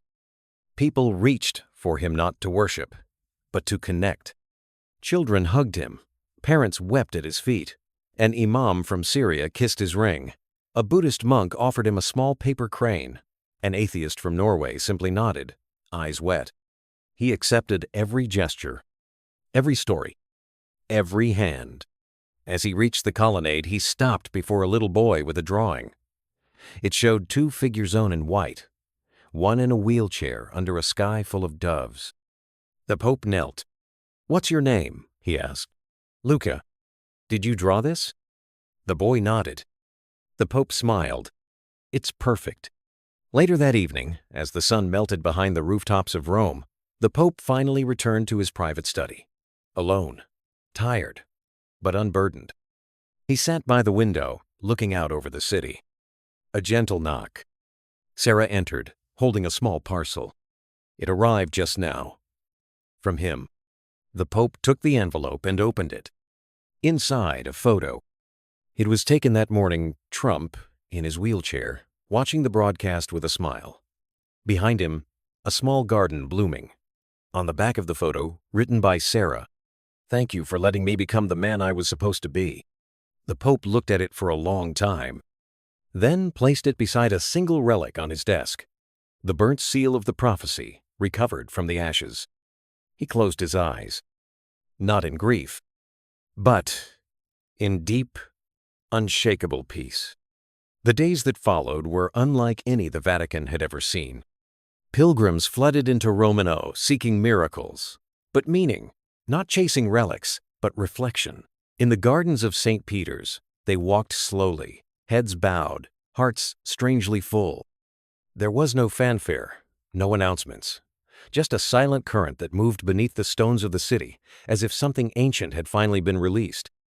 A new mosaic was unveiled inside the basilica, commissioned in secret, designed by a collective of artists from 5 continents. It showed 2 men, one kneeling in white, the other standing beside him, wounded but radiant. No names, no titles. Just symbols, faith and sacrifice, humility and courage etched into gold and glass. Beneath it, a single phrase carved in Latin. Sanguis unus, mundus totus. One blood, one world. Tourists wept before it. Priests prayed before it. Children stared at it, not yet knowing why it mattered, but sensing that it did. Trump never returned to politics. He declined interviews, avoided cameras, refused every offer to monetize the moment. He bought a modest house in the countryside near Avignon, not far from where Nostradamus once lived. He spent his mornings walking in the garden, afternoons reading, and evenings in silence. He answered only a few letters, always in his own shaky handwriting. On Sundays, he watched Mass on television. His voice never returned. But his presence grew. They began to call him the Witness. And in his silence, millions found something louder than speech. Meanwhile, the Pope turned his attention inward, not toward secrecy, but toward soul work. He launched a global initiative called the Fellowship of Listening-Gan, interfaith coalition focused not on converting, but on understanding. It united rabbis, monks, priests, shamans, pastors, and poets. Its first act, establishing thousands of listening houses across the globe, quiet spaces where anyone of any belief could come to be heard. He also made an unexpected decision: to open the Vatican archives. Not all of them, but enough. Enough to admit what had been hidden. Enough to show that truth, when revealed with humility, did not weaken faith, but refined it. Some praised him. Others condemned him. He welcomed both. "I'm not here to win," he told Sarah one night as they walked the cloisters beneath a star-filled sky. "I'm here to witness, just like him." In October, a summit was held in Geneva, the first in history attended by every UN nation, every major religious order, and leaders from civil society. They called it the Covenant of the Human Voice. Its goal was simple: to adopt silence not just as a symbol, but as a tool. Hospitals pledged to hold silent hours for healing. Parliaments created silent spaces for reflection before votes. Social media platforms launched features for mindful posting, a 10-second delay encouraging users to reconsider before publishing rage. The world didn't become perfect, but it became more aware. And then, came the final gesture. It happened quietly, as always. On the anniversary of the first vigil, the Pope requested no public mass, no interview, no parade. Instead, he traveled to Loreto to the monastery, where the Herderos da Sombra had first begun, a bleak structure carved into the cliffs of Corsica, once a place of shadows, now abandoned. He brought nothing but a candle, and he lit it in the heart of the ruined chapel. As the wax melted, he spoke aloud not to the world, but to history itself. "You have no more power here." Then he walked outside, leaving the flame to glow in the darkness. A photographer who had followed from a distance captured the moment. The image's silhouette, framed by firelight against the stone, arch became iconic. They called it the light after the last verse. In the final days of that year, strange things began to happen. Not miracles, but alignments. Wars that had dragged for decades entered truce. A vaccine breakthrough arrived sooner than expected. An ancient well reopened in Ethiopia after a mysterious rain. Prison inmates in Brazil launched a literacy program named Project Silence. Skeptics called it coincidence. Believers called it consequence. The Pope called it response. History, he said in a private journal later published posthumously, does not obey prophecy, it answers love. Years passed. The Pope grew older, slower, but never tired. He spent more time in gardens, often surrounded by children. He stopped giving sermons from balconies and instead sat in circles. People leaned in. The closer you were, the softer he spoke. And somehow, that made him louder than ever. When he finally passed quietly, in his sleep, with a rosary between his fingers and a smile on his face, the world did not erupt in mourning. It held a moment of silence. And in that moment, the birds sang louder, the trees stood taller, and the sky felt impossibly close. Donald Trump outlived him by only a few months. He died watching the stars. His final written words, left on the whiteboard beside his bed, were 3 simple phrases. "Thank you. Forgive me. Keep going." They were carved into a stone bench in his garden, under a tree he had planted the day the Pope died. Every year, people still visit it. Some leave flowers. Others sit and say nothing. And that, perhaps, is the most beautiful part. They finally understand. Some stories are too holy to end with applause. They must end with silence,